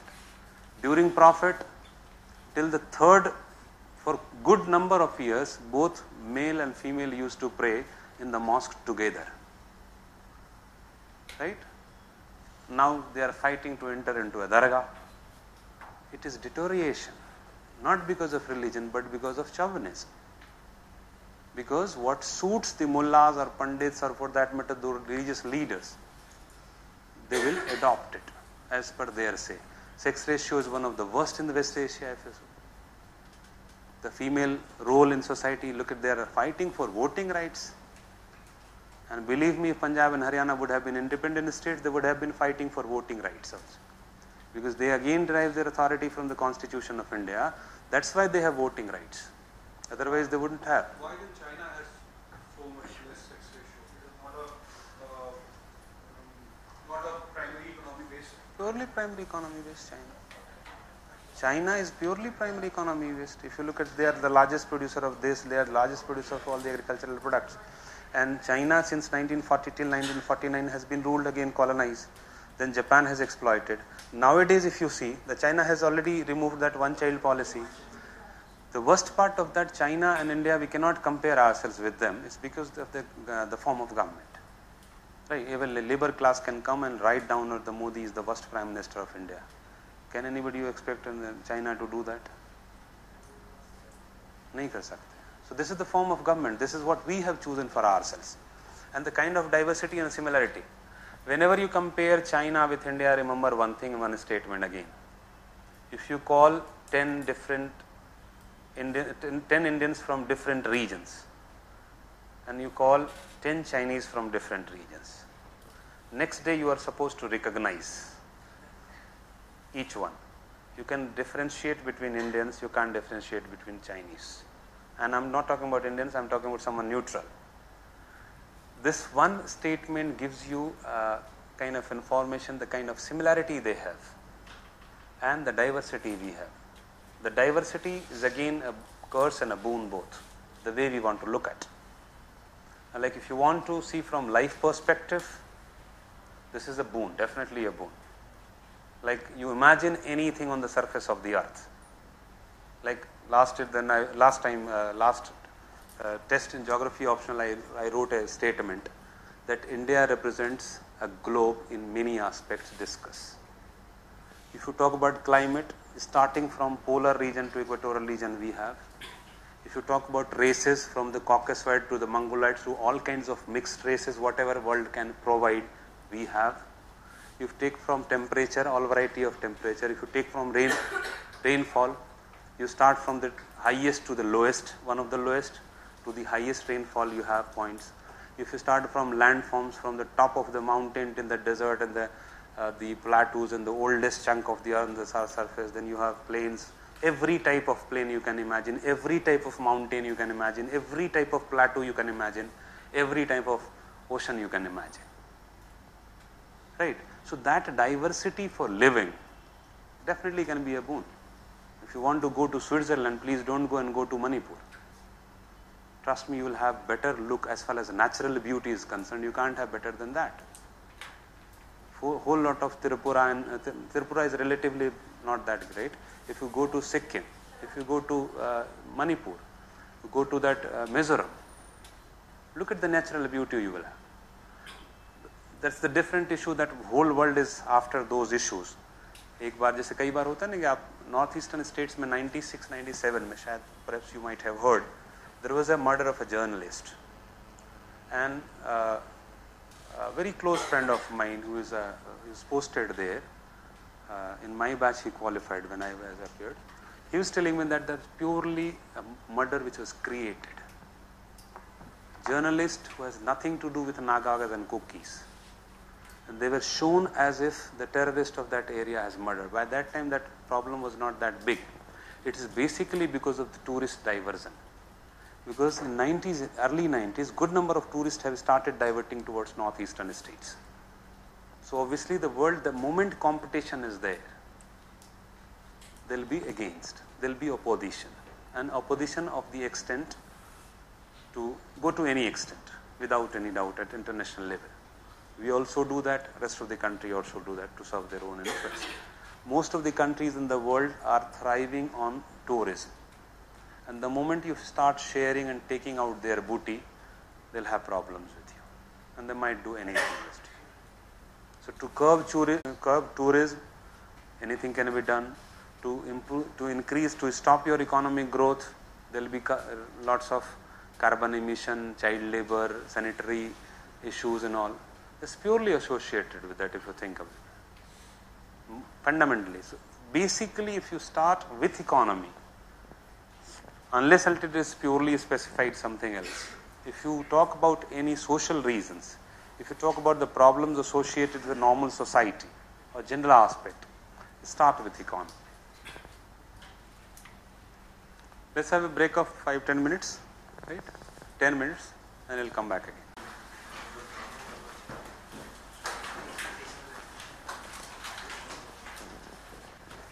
There. topic is location of primary, secondary and tertiary industries of the world. South Asia and India.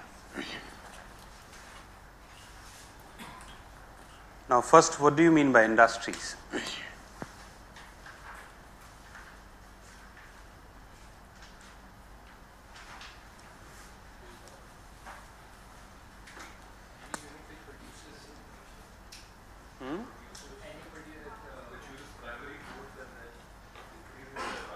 Increases the value. Like any value addition in the primary product is the industries, right? That's a very general definition of industries. Is anything, any value addition in the primary products is primary. What do you mean by primary, secondary and tertiary industries?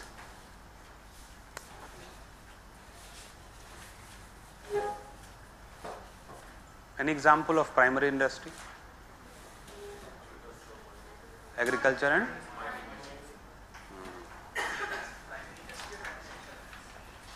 primary industry is industry, not agriculture. Wheat,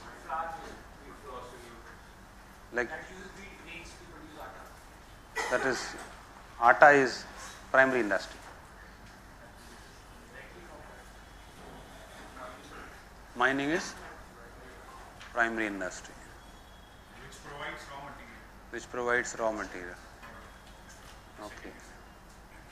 So what is the difference in primary sector and secondary sector then? Industry is a part of secondary sector, right?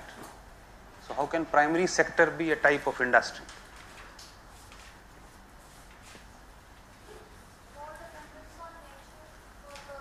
Hope you are clear about primary, secondary and tertiary sector, right? What is primary sector?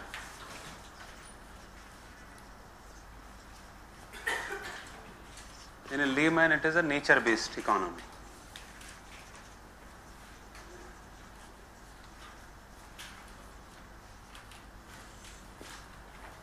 Any kind of use, direct use of land and water is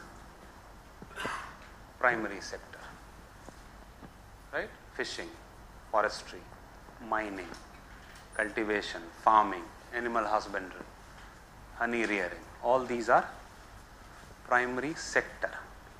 The moment we come to secondary sector,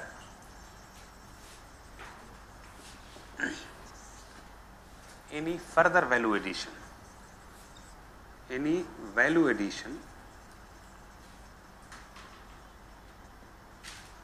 the primary product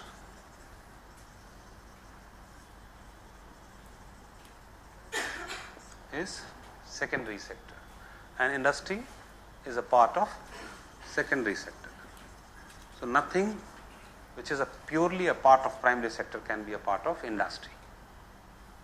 Remember this thing. What is tertiary sector?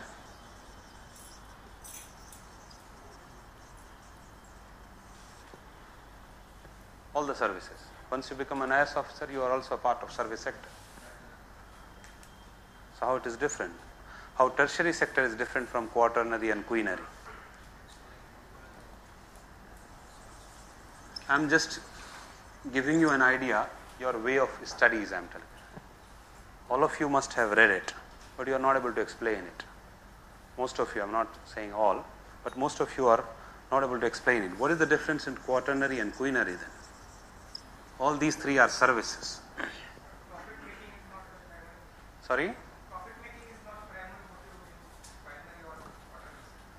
Every sector has the primary motive as profit making or earning.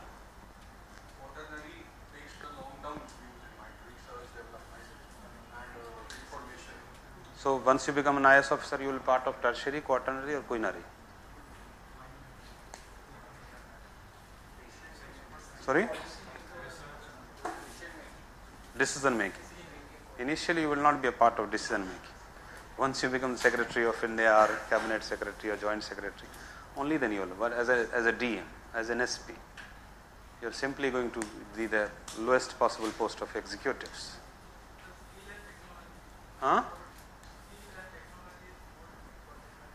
In quaternary. And what is tertiary? There are services. Tertiary are services which help primary and secondary to perform better. Any service which link these two, which directly link these two and dependent upon these two, is tertiary service sector. Primarily linking of primary to secondary is tertiary service with other basic services, not a skill. As far as a skill is concerned, good amount of a skill is required in tertiary sector as well. For example, we cultivate wheat from the field, primary activities, right? We take wheat and transform into flour, secondary activities, and all the connecting link is tertiary services.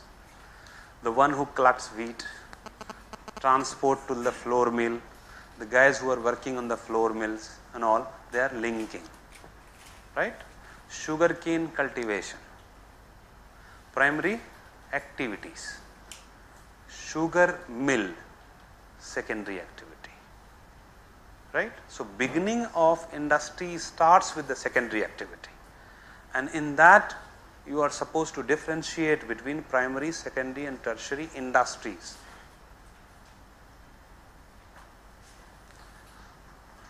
Hope we are clear about these three, right? All these three are services. This is not directly dependent on any of these three. They are basically higher quality services. For example, if you are teaching, like for example, for most of the teachers and all, will become a part of that. Administrators will be a part of that. A specialized among them, quaternary, is the fifth category, the recent entry, is quinary services. For example, research scientist who has produced something, who has invented something. Maybe CEO of a much, much bigger firm. Maybe secretary of a United States, UNO, maybe the prime minister of a country. So they are the part of quinary. They are all doing services. But services of different nature are categorized into tertiary, quaternary and quinary. But the moment we talk about industries, this is a part of secondary activities. Hope we are clear. Now, how to differentiate between primary, secondary and tertiary industries?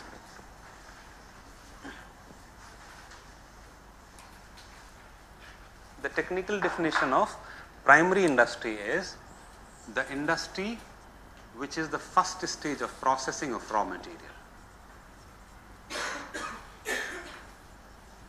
Transformation,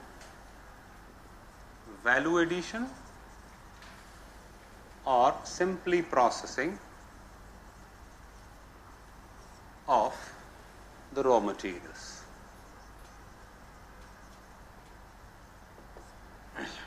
Is the primary industry.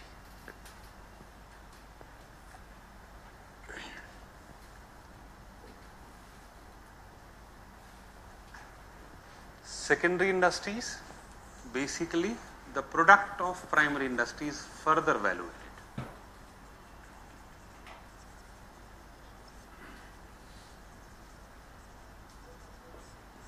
Further valuated.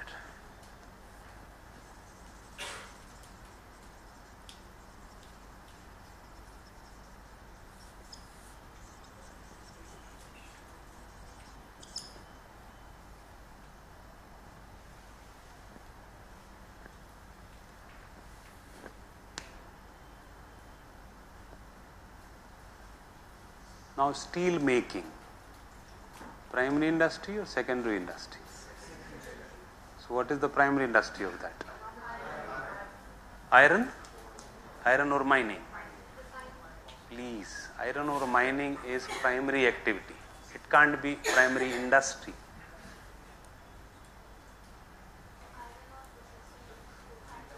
Iron ore processing to wrought iron, pig iron. Getting that? The first stage of iron ore mining is primary activities. The moment you process it, remove impurities and make it some worthy of further addition. So that is wrought iron. That is primary industry. Oil refinery, primary industry or secondary industry?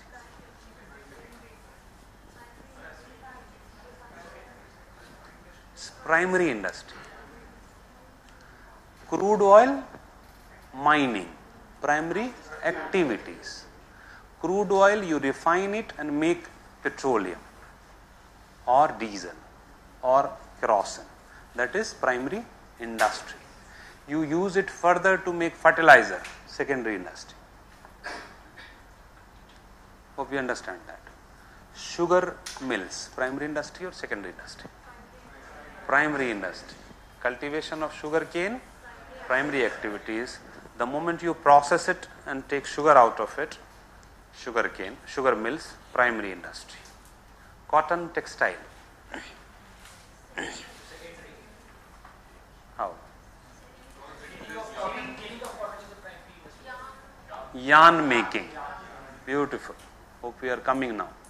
Yarn making is the first you process cotton to make yarn and then you make cotton textile. So yarn making is primary industry and cotton textile is secondary.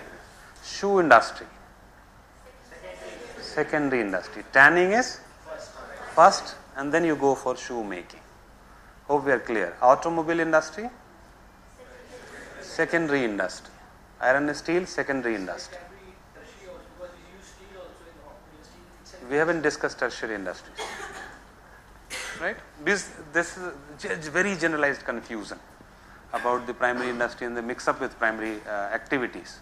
So the moment you start writing that, suppose they discuss the factors of location of primary industries with a special reference to northern plain, you get stuck with primary activities and you talk about the things which is not required at all. Right? So first, hope we are clear about these two. Tertiary industries is the industries which are not deriving upon the primary products or secondary products. Yet they are called industries. That is tertiary industries. Or in general we can say that the industries which are based on service sector are called tertiary industries. Very often you must have heard about the term film industry, tourism industry, right? Transport industry. Transport as an activity is a tertiary activity. So what do you mean by transport industry? The moment you take, like suppose if you have a very small office and you are running the services of transport, so that is no. That is tertiary activities. When you club all the people doing the same, you make a policy. What will you call it? Transport industry. When you are serving as a guide, you are a component of tourism activity. So tourism as an activity is tertiary activities. As a guide, you are a tertiary activist. But the moment you take tourism on a much broader scale and you talk about, let's say, suppose promotion of tourism in different parts of our country, that is tertiary industry. The industry which is based on service sector, but not about an individual service or one component, but as a holistic picture, you call it tertiary industry. Are we clear or not? Should I try it again? Thank you. So firstly, primary, secondary and tertiary industries. Primary industries are basically the first processing of raw material. Secondary industries is the second processing or the value addition in the processed item, and tertiary industries are the service based industries. Right? So locational factor. The question is about, now the question, look at the term, look at the syllabus. Location of primary, secondary and tertiary industries across the world. Now almost you require 6 months to study all the industries in different parts of the world. But as a civil servant, as a would-be IAS officer, there you have to apply your mind. And you can't afford to have more than 5-6 hours or 10 hours into it. Because hardly you will have one question or two questions at the most from this sector. So how to handle such a vague topic? This will give you a clue to handle other topics as well. Tertiary, primary, secondary and tertiary industries of the world. So what is the status of tertiary industries in Europe? How iron and steel industries perform in US, South America, Africa, China? You can't afford to do that. Still UPSC expect you to read this topic. This is syllabus. How you are going to handle it? Understand the fundamentals. Right? And the moment you have understood fundamentals, you can answer any of the question asked from this section, even if it is USA, even if it is Brazil, even if it is from Africa, from China, anywhere in the world. You need to understand the basic principles behind it. For example, most of our refineries are located in the coastal area. Industrial location, that's what we are going to discuss about in the location of industries. Industrial location. Why most of our refineries are located in coastal areas? We import most of the oil. Huh? And we export the processed petroleum products. Really? Most often we can't fulfill the consumption, domestic consumption. Petro products. Okay, refined product. So can we generalize that all the industries which are dependent on imported raw material in all likelihood will be located along the coastal area?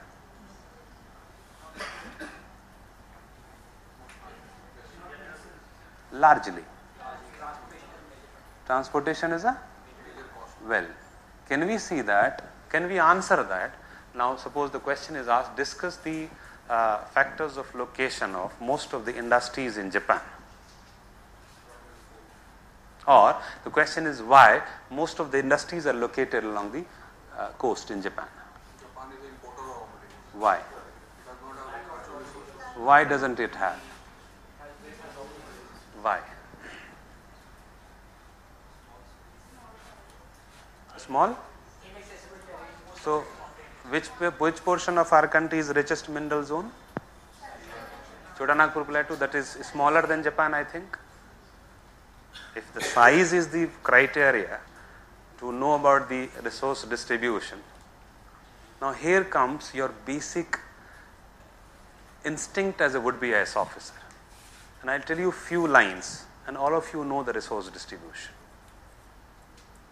All of you know it.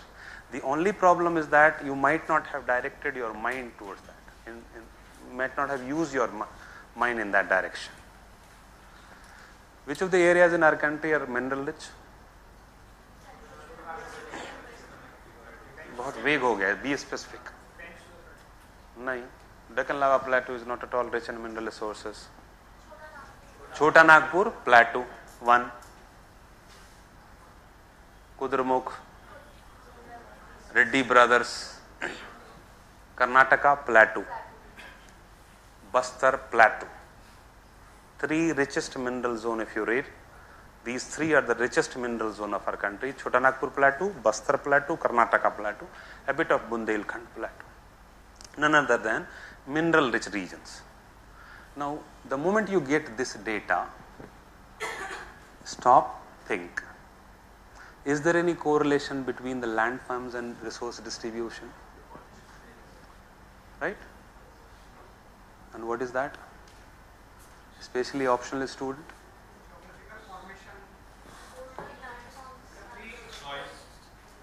These are 3 nucleus around which the whole peninsular plateau has grown. वो थोड़ा deeper concept हो जाएगा. I am simply asking a question to just as a well-educated person. The moment you look at atlas, there are volumes of information hidden into it. Apart from the political and geographical location of various features in the countries, you can understand the whole resource distribution by looking at the atlas itself. थोड़ा सा torture करूं? Look at here. In a mountainous region, suppose this is a mountain, right? Every landforms on the surface of the earth is a product of lava coming from it initially, right? Lava coming, older regions I am talking about. Lava coming from it. Now the rocks are aggregates of minerals, and what is a magma? Molten rock material. So can we say magma is nothing but molten minerals, different minerals in molten form? So the moment you have different minerals in molten form, different minerals will have different density, right? When the magma is coming up from below the earth's surface, that is the distribution of rocks also. Very often you cram of rocks. If you just read one line and understand it, you will understand the chemical composition of rocks also. The moment magma is coming up onto the surface of the earth, there will be segregation of minerals on density differentiation higher up, right?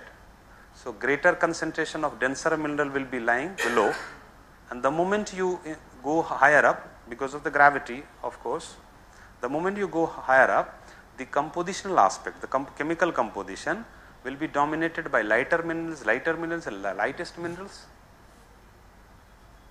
isn't it? For example, let's say we have 100 minerals present in magma, and when it started moving from the asthenosphere or the below the lithosphere, below the crustal part, it has started coming. So the rate of movement of denser minerals will be relatively lesser, because force is same as compared to the lighter minerals. So the moment they have reached here, suppose it is dominated by 30% iron, it will be dominated by maybe 25% iron. So when it is 5% less iron, that means silica and other lighter minerals will be dominate. So obviously it will start dominating. Now the moment this mountain, can we say that these three regions of mountain will have three different composition? Lightest composition, that means it doesn't mean that the denser mineral will not be here, but the composition will be dominated by lighter minerals, dominated by denser minerals than this, and on the surface or closer to sea level, the densest mineral will be found in the earth surface, close to the earth surface. Let's remove it through exogenetic forces. External forces, erosion, weathering, started removing it, remove it, so somewhere it will be deposited, right? That will form in the landforms plain area, right? So is it a big deal to understand that most of the plain, in fact all the plains on the surface of the earth will be dominated by lighter minerals, right? Keep on removing it, keep on removing it. So they are being transferred. Even in the process of removal, the denser will keep on being filtered here, will start depositing. Once it is exposed, what is the landform you call? Plateau. Plateau of erosional nature. There are two types of plateaus, constructive plateau and destructive plateau. So all the older plateaus on the surface of the earth will be possessing heavy metallic minerals. Is it a big deal to understand? So look at the atlas, watch out wherever you have older plateaus, there will be richest mineral zones. The plain area, definitely not. Suggest a model for the development of northern plain. This type of questions are being asked in UPSC. Suggest a model for, once there was a question that suggest a model for Bihar. If there can't be a model for the development of Bihar, that's a different issue, but you have to suggest it. So the moment you understand these fundamentals, it will be very easy for you to handle such questions. So all the plateaus of the world will be dominating and will be rich in heavy metallic mineral resource, right? The moment we say mountains, they will not be rich in mineral resources.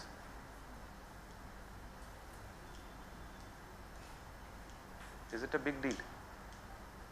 Mountainous region will not be rich in mineral resources unless until this bottom is exposed. So the moment you have mountain, that means bottom is not exposed. So top will be heavy with respect to lighter minerals, and the Obviously, apart from that, there are several factors, but fundamentally it will not be rich in mineral resources. Resources, minerals will be there. The moment rock is there, mineral will be there. But the moment we call it resources, means it has to have utility. It has to have certain concentration to make it ore. Only then, wherever you have ores, then there will be mining. So mountainous regions are not rich in mineral resources. Look at Himalaya. Any of the Himalayan states, have you ever heard that iron steel industry has been established? Copper smelting industry has been established? No. Right? So these are the basic clues which should form the basis of your thought. I hope you must have read in preliminary examination convergence zone. Convergence zone to form mountains. Right? All the islands, tectonic nature of islands are formed through convergence. So Japan is nothing but, though technically it is not called a fold mountain, but it is nothing less than a mountain. It is a mountain. Any mountainous state or region will not be rich in mineral resources. Hence Japan is not mineral rich. Any of the islands, unless it is a very old island and has been transformed almost on the sea level, will not be rich in mineral resources. Hope it is not a big deal. ज़्यादा तो torture नहीं हो रहा है. Yeah, please. Japan is an island arc. There are three types of convergence: ocean, ocean continent, continent. So continent, we have Himalaya. We have already given you example. Ocean continent, we have Andes Rockies. Ocean. All the islands, except the volcanic islands, all the islands, tectonic nature is a mountain. All the volcanic islands in the ocean are also mountains. The moment we say mountains, their top will be heavy with lighter minerals. So obviously there will not be rich mineral zones on the surface of the earth. They might be having some small amount exploitation, maybe occurrence of a bit of iron ore, but they will not be rich in mineral resources. Japan is a mountainous state, not rich in mineral resources. Have you seen, I hope you remember China ka jo map hai? There is a Manchurian plateau in northeastern part of China. And when Japan tried to occupy it, it occupied only that portion of China. How the evolution of industrial development in Japan is different from that of West? Discuss. 2014 question. This question was asked in world history. And I can bet on the fact that the most intellectual of world history teachers in India cannot answer that question I am telling you. It is expected only from a UPSC aspirant. Because that's not purely a question of world history. It's more a question of economy, it's more a question of geography, how the evolution is different from West. So Japan is basically mineral deficient region. Whole of World War, Second World War, you can correlate geographically as well. Japan, because of being located in the temperate region, has much better conducive climate as far as the being an island is concerned. So human resource was well developed. So they could easily imitate whatever was happening in the world. So West European countries were experiencing industrial revolution, right? So Japanese areas were definitely having the capacity to imitate, but didn't have the quantity or the material to support that imitation. And at that time, you didn't have the World Trade Organization and well-developed trade at the international level.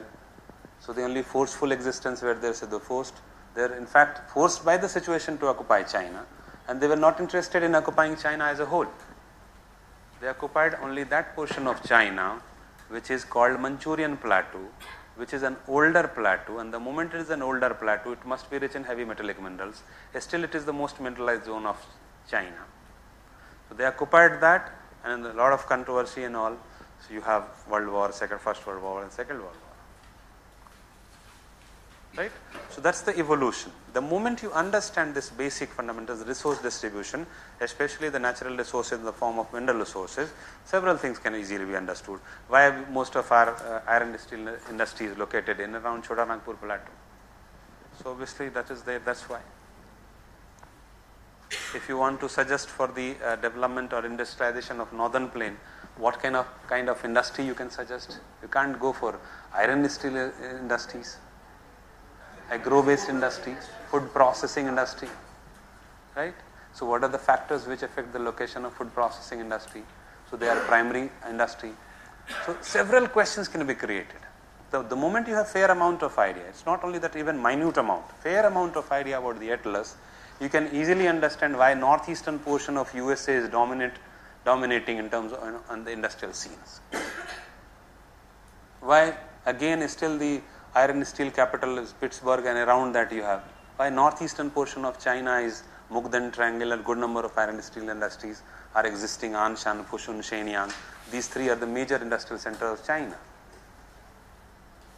You can easily understand that. You can easily correlate with that location, various industries. For example, most of cotton textile mills are located in Mumbai. Discuss the reason behind. Discuss the locational factors of cotton textile industry in around Mumbai and Ahmedabad. You need to understand the fundamental reason for that. Fundamental reasons of locational aspect. Then we can talk about changing scenario and all. But basics has to be very clear. First, the resource distribution. Let's say, for example, forest distribution. Where do you expect forest distribution? As a layman, ज़्यादा intellectual इसमें बनने की ज़रूरत नहीं. ज़्यादा जहाँ पे बारिश होगी, बारिश ज़्यादा कहाँ पे होगी? Why? जहाँ पे temperature? Can you explain rainfall distribution over the globe in two lines? Solar insolation is maximum in the tropical region or equatorial region. Higher temperatures have more capacity to hold moisture. Well, Rajasthan in our country is the highest temperature is the most deficient rainfall. The rainfall is more in eastern coast, Global wind and the western coast of Global wind and global wind and the sea and the ocean currents. The one line, that's why I'm saying, don't read NCERT like a kid. Read NCERT like a 22 years grown up baby. Right? Where you are supposed to write the book for which is meant for the children. Only one line is requirement, is the rise of air. The air must rise to produce rainfall. Wherever air rises, the chances are there will be rainfall if air contains moisture, nothing else. The moment air rises, there is a chance. The moment air descends, there is no chance. Because relative humidity is inversely proportional to temperature. Right? And when the air rises, it cools adiabatically. Temperature decreases, relative humidity increases, saturation, condensation, cloud formation, precipitation. The moment air descends, even if it has huge amount of moisture, even relative humidity is 100%, it will not produce rainfall. Because the moment it is descending, temperature increases. With the increase in temperature, relative humidity will decrease. It will not produce rainfall. As simple as that. Air rises only in two areas: onshore winds and low pressure. Right? In Rajasthan? No. Rise hota to maza hi aa jata. Here, when you read, like, पता नहीं मैं torture करने लगता हूँ तो बहुत कर देता हूँ फिर. ऐसा नहीं, कल से क्लास में आना, मैं अच्छा पढ़ाता हूँ, डोंट वरी. क्लास में मतलब आना बंद करना. Look at here. I am questioning the question itself, which you should also do that. Rajasthan, very often when you read the distribution of rainfall in Rajasthan area, the most important reason will be given what? Come on, onshore winds you will never read. Aravali is the parallel. Yes. Aravali is parallel to the incoming wind. The moisture-laden wind which is coming from Arabian Sea, Aravali is parallel. There is no barrier which can force it to rise. Why don't you question that even that Aravali is not existing in northern plain, yet you have huge amount of rainfall? And I won't be surprised if you get this question in the mains also. That compare and contrast the distribution of rainfall in western plain and northern plain. Have you wondered why? At least Aravali is there. in Rajasthan. But even Aravalli type of a structure is not there in whole northern plain. Yet Bengal, Bihar, good amount of eastern UP and whole of western UP receives good amount of rainfall. Yes, I knew that. Himalaya doesn't play any role in rainfall distribution in northern plains. Cyclonic disturbances. Yes. They do something. Come again. Yes, that's true. That's very true. That's very close, in fact, not true. Very close. Dry winds coming from Mediterranean Sea. That is in winter season. It's not dry wind, it's a western disturbances. I'm talking about the southwest monsoon season, summer rainfall. So during summer rainfall distribution, both the arms of Indian Ocean, the only place on the surface of the earth where both eastern coast and western coast receives onshore wind in the same time. I'll tell you hundreds of geographical uniqueness, what make us a unique country. Hundreds of geographical uniqueness. In the whole world, on the surface of the earth, you will never see one single jet stream is more than enough. It itself is complicated. Here, two jet streams acts in the same season on the same wind system, which is unique to whole world. There is not a single country in the world where both eastern coast and western coast of this magnitude receives onshore wind during same season. पूरे world में कहीं नहीं होता. So that onshore winds and all is gone. This can't be a criteria. So you have Bay of Bengal coming and entering into Rajasthan, Gujarat region. The full moisture laden wind, which goes and produces huge amount of rainfall in western Himalaya, doesn't produce rainfall here. Right? Yet Aravalli is there. Same Bay of Bengal branch enters into northern plain and produces huge amount of rainfall. Anyway, सोचना इस पे घर पे जाके. So rainfall distribution, so wherever you have rainfall, so low pressure areas, onshore winds. High rainfall, forest resources. Forest, obviously that biodiversity you correlate with by why Amazon forest is the richest biodiversity on the surface of the earth, why it is called lungs of the earth. If you talk about agricultural resources, agriculture and primary industries is directly related, fundamentally related. Food processing industries, most of the food processing industry will be primary industries. So its location will be dependent on geographical factors, plain areas, right? So this way we can easily correlate with several resources. The moment you come to resource distribution, by looking at the atlas and understanding the fundamental aspects of the climatology, temperature especially and rainfall, we can understand the entire resource distribution. So the moment we say that this particular industry derives its fundamental aspect from raw material, so accordingly you can have location, right? If it is not dependent raw material, accordingly you can have location. There is industry flourishing in a particular region, but the raw material is not available in that region, means imported. The moment it is imported, this will have this much possible location. If the industry is of this type, the location will be dependent on this. If it is not, the location will be dependent. So even UPSC does not want you to study in entirety the location of industries all over the globe, each and every area. When they are asking question that resource region of Africa is underdeveloped, discuss the reason. They are not asking you, they are not expecting you to have knowledge about Africa. They only expect you to understand that Africa is a plateau continent. Africa is the only continent which is called plateau continent. The moment you hear that plateau continent, oh my God, rich in mineral resources. Now, what you are supposed to learn is your own country. The question indirectly questioning your knowledge about your own country.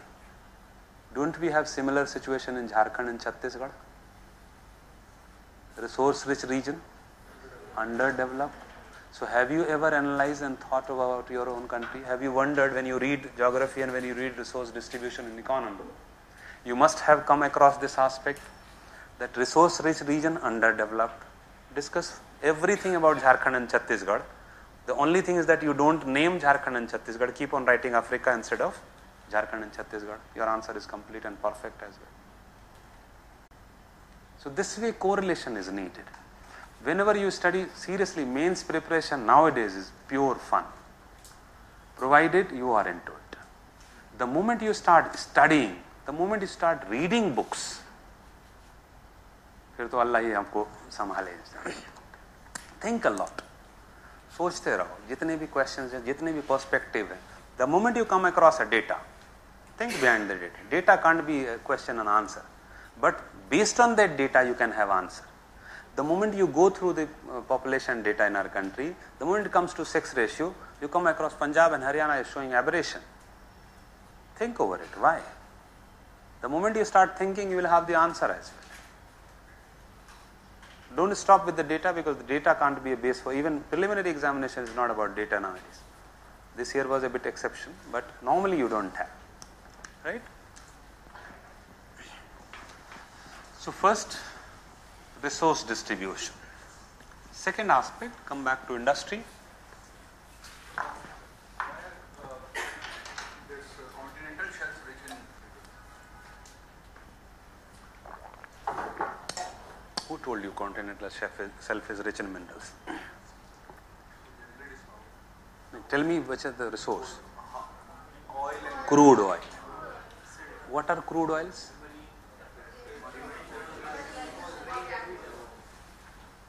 All the coastal region is not rich in crude oils. Wherever we have sufficient climatic availability for the microorganism, crude oil is nothing but microorganism, variety of microorganism accumulated which are developed where the breeding ground is sedimentary rocks of marine origin. So wherever there is a possibility, that will be there. That is biotic resources, right? Biotic resources will be available, like for example, in eastern coast of our country we have good amount of mangroves. Western coast is relatively less, right? So, the answer for the underdevelopment of the plateau regions of the country can Africa. and especially India can be the political reasons. फिर आ गए बदनाम करने के चक्कर में. So, what are It's a kind of blame game. I am like this, or I am poverty ridden because of me also. Please try to understand that. The popular society or a region is underdeveloped because of that society. A criminal is produced by the society, not by one individual, isn't it? It's produced by the society, not by an individual. One individual, कितनी ताकत होती है एक आदमी में यार, 50 movies में भी आप लोग देखते हो. It's the society which produces criminals. It is society which produces politicians. Like in polity, you will have question within this year or next year. That electoral transformation, the 2024 election or 2019 election is going to be a watermark in the history of electoral system in India. Discuss. Do you agree? Whatever the way. Do you really agree that this is the coming 2 or 3 elections are going to be watermark in the history of elections in our country? The symbols or signs are already there. Now, if you have not thought over it, they are not going to ask you what are the composition of election commission in our country. Gone the days. What are the functions of election commission in our country? That everybody can cram up and go and vomit it. They'll ask you these questions, where subjective aspect of your is tracked from within. So political aspect, at least even if the reason, we shouldn't start with that. Unless until it is a question in polity. how do we answer this? Why are they there? You tell me. Why are Jharkhand and Chhattisgarh is under? The question is resource rich region. Like Africa is underdeveloped. So tribals worship the geographical factors, like there are few tribes who worship certain mountains, so they don't want it to be destroyed in mining activities. The resource-rich areas are forested areas. So the economy is mainly forest-based. So The question is not mentioning whether it is forest resource. It's simply resource rich regions like Africa and South Asia are underdeveloped. Discuss.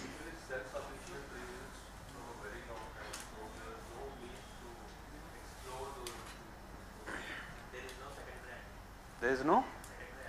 value addition. If they sell their product, do not use it. Sorry? There is a lack of port connectivity. That can be a very minor reason. Because you are talking about the broader perspective. You are not taking one small region and comparing the other one.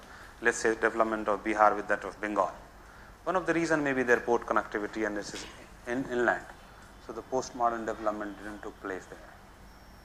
The terrain is very inaccessible. That's one of the biggest reasons. That's what I told you here. Plateau, older plateaus are historically not very favorable area for settlement. That can be a very good point. Resource-rich region, the moment we talk about resources, let's say forest resources also. So Brazilian forest is one of the most inaccessible region on the surface of the earth. So for the resource to be exploited properly, there must be minimum amount of population. And that is firstly not very conducive for the human population to settle in a plateau area. Look at central hilly regions in our country, relatively more mineral rich regions. It's one of the most sparsely populated region of our country. So there is fair amount of exploitation of resources in Jharkhand and Chhattisgarh. Present context, who has exploited? External agencies. Exactly. Why external agencies? Because the expertise They themselves have not exploited. तुम्हारे पास book रखी है, तुम नहीं पढ़ोगे तो तुम्हारा दोस्त ही पढ़ेगा ना उसको. As a matter of fact. So the question is why you couldn't study? Because you may not have enough confidence to qualify. But then role of politician also comes in, sir. Definitely comes in, but much later. I'm not saying that, I'm not denying that political reason will not be there. But it cannot be the first point. Priority of point is also important aspect when you write. अब एक घटिया से point को जो lowest point, and I don't count politician as a reason, seriously. It's just a blame game. And again I'm saying you behave like intellectuals. Not like हम तैयारी इसलिए नहीं कर पाए कि यूपीएससी में बीजेपी की गवर्नमेंट थी, हम मुसलमान थे. बकवास है. नहीं, that was with me also I'm saying. That time Atal Bihari Vajpayee government was there. And we had just 280 seats. 280 seats and the total number of students were called were somewhere around 800 for interview. Nowadays we have 1200 seats for the final selection. Now good number of people who couldn't believe that like मेरा बेटा तो तोप होता है या मेरा भाई तो बहुत बड़ा तोप था, वो कैसे क्वालिफाई नहीं करेगा, kind of impression you unnecessarily generate. So they started blaming. तो मेरा आंसर सिंपली उस वक्त भी वही होता था कि जो 700 लड़के क्वालिफाई नहीं किए हैं उसमें से 690 हिंदू थे. एक रैशनल थिंकिंग की हम बात बता रहे हैं. हो सकता है कि you might have been discriminated a bit, but there are good number of people who are discriminated. So prioritization of point, what you write as a first point, is also an important aspect of what percentage of marks you will get there. How much marks you will get out of 10 is not only dependent upon the content, it's primarily dependent upon the presentation and prioritization of points. So definitely if you can justify, you can write any point. If you think that you can justify in the contextual term also, you can write any point. But how to prioritize? What should be the first point? The first point always should reflect your intellectually chosen points. That should also, always try to do that. If you always try to write answer in your mind rather than paper, because paper we are very lazy. So if you are kept on writing, if you are told to write 3-4 answers daily, that will not only exhaust you mentally but also physically, and maybe next year you might go to some friend's place. Again I am requesting that don't write even a single word for the next 3 minutes. It's a process, it's not in the exam, you are not writing the answer in the examination hall. Think for 3 minutes, you force your mind to think.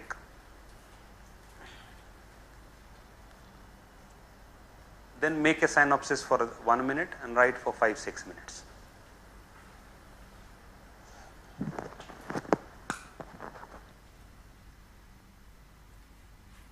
Most of you must have felt lack of points into it, right? Now how to think about these points? When you have idea about it, but you can't concretize it, you can't prioritize, you can't bring coherence in your thought. How to bring in thought process? This is not the answer I am talking about. I am talking about how to generate points.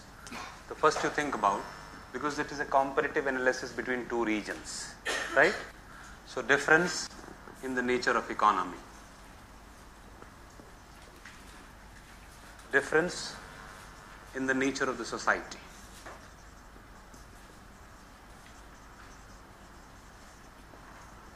difference in the nature of geography,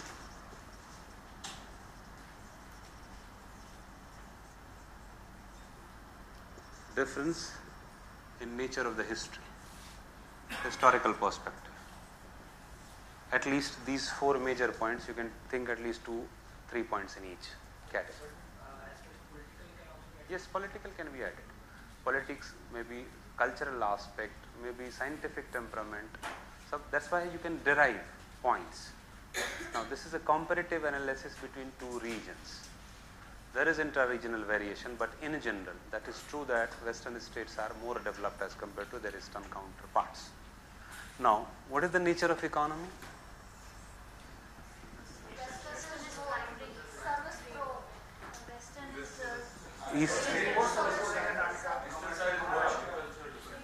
Eastern side is more primary dependent, not agriculture. Mining also is very important aspect. So the moment you compare primary with that of secondary and tertiary, definitely labor productivity in secondary and tertiary will be much higher as compared to their counterpart in primary activities.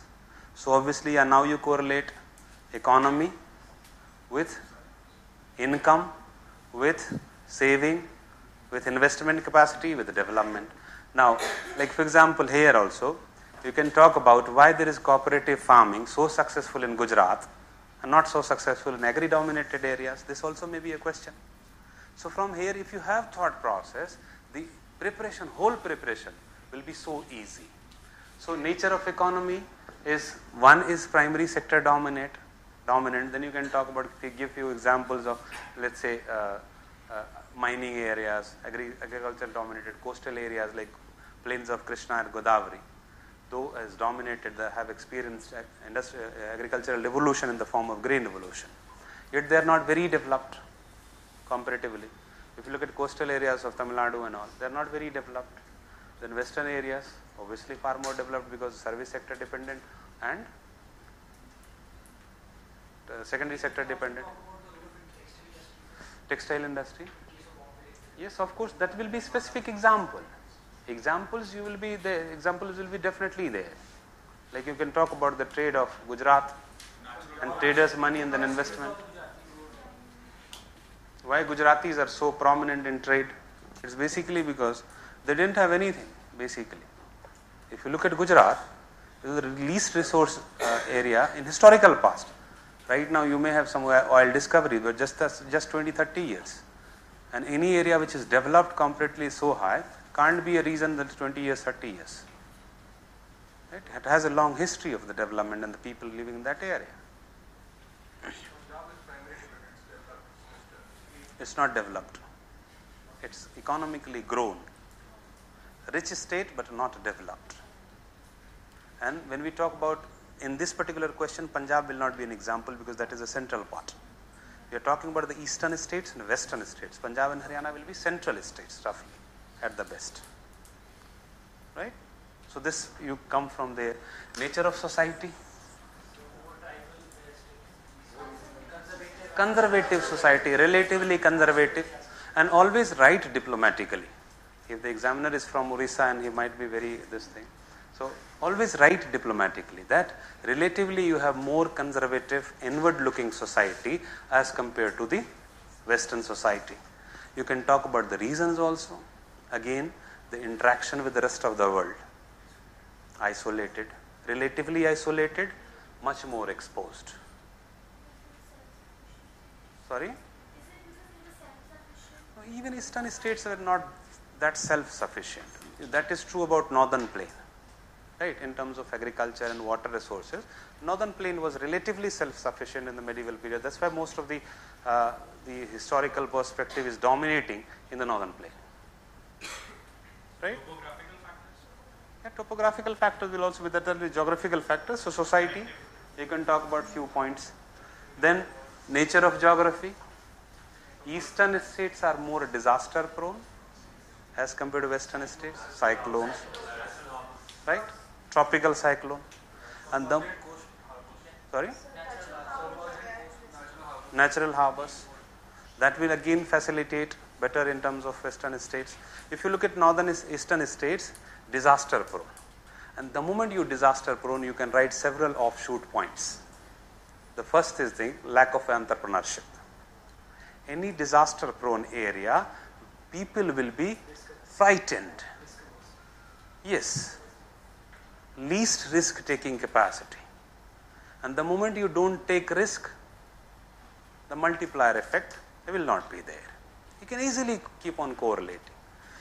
Next, all of you know the western continental shelf part is broader as compared to eastern continental part.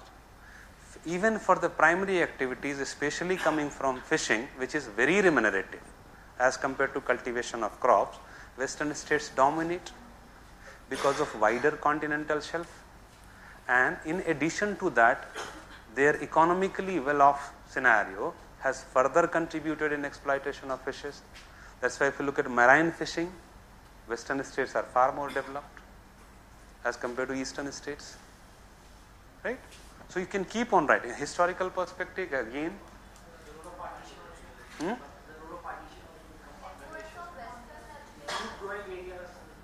Sorry? It's the same is true about cotton industry also. Cotton textile also suffered because most of the productive area were Pakistan and most of the mills were there in our country. Same is most of jute producing areas were in Bangladesh. Most of the jute mills were lying in Bengal. You can talk about that. The popularity of jute gone down. So one of the reason for Kolkata relatively, Bengal, that if you look at the utility of jute, there are several alternatives available in the market for jute, but least alternative available for cotton.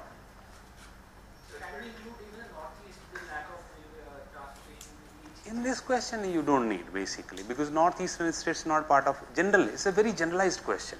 So give at the most a bit of interior of a state like you can talk about Telangana, you can talk about Bihar also, the hinterland of eastern states. There can be several points.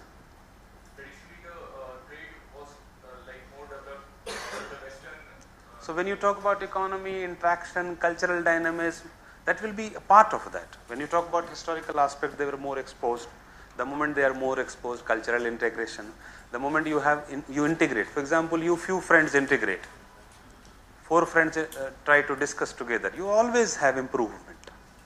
Because even if maybe someone who is very new to this field might be able to contribute at least one point which you might not have thought in the last 2 years. So let's look at the liberal aspect. The society is far more liberal in western areas. One of the reason, Maoist activity is dominating in the eastern region. Can we say the role of external interference like Parsi also? In? The role of Parsis. Parsis could grow only because the conducive socio-economic condition. Definitely they have played. So you have Oriya people, why didn't Oriya? Bengalis are supposed to be one of the best mine in the world. That's entrepreneurship is a product, is a result, not a cause. It's a consequence. They could, like most of the northern plain people, Biharis and UP walas. The western world was more, the western states were more adaptive because there were Muslim Christians also coming in, Muslim Arab traders also coming. It's because of interaction. The moment dynamism is there, the moment society is much more exposed, you will be more adapted. So at a level of assimilation will be far more in the case of Western, except that Amchi, Mumbai and Marathi.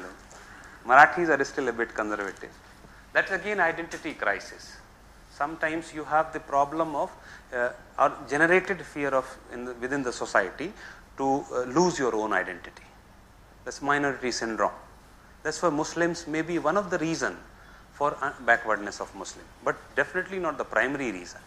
But one of the reason for being not properly assimilated in the society by losing their own identity. Right? That's why you see the more burqa clad, more dadi, topi and more exposure kind of thing in Muslim society, especially in the downtrodden section of the society. They will be more assertive about their own identity. Look at the triple talaq issue. Even Muslim countries in the world has stopped it. And look at AIB, All India Muslim Personal Law Board. I'm like, nobody is questioning their existence. Who the hell they are to decide about the whole Muslim? They are not elected party. Just by virtue of you dominate as because of you are having long beard and यार camera काट देना वरना कल तलवार निकल जाएगी मेरे ऊपर. राजकुमार साहब के यहाँ से आए हो ना? हाँ तो बोलना ये सब पोर्शन को डिलीट कर देना. हाँ So naturally, I'm like, this is what the fundamental problem. When you talk intellectually, you have to talk about these things. They are not elected representative. Who gave them right to decide about Muslims? And the same is true about Hindu representatives also. Who gave them right? Who gave Raj Thackeray to decide about the Marathi people? Who gave? ये तो पक्का ही मत बोलना है, बिल्कुल ही काट देना, right? So this is like the cultural dynamism always brings a society much more exposed, much more humane, much more interactive. Look at most of the beautiful heroines are coming from Konkan coast. Have you ever wondered why? Because racial interaction is far more dominant in the western states as compared to eastern states.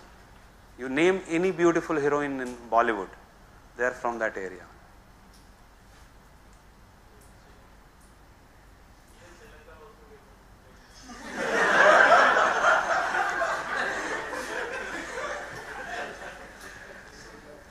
So the moment a society is dynamic, obviously now you can talk, this one single point can be a 100 words essay, 100 words, few paragraphs.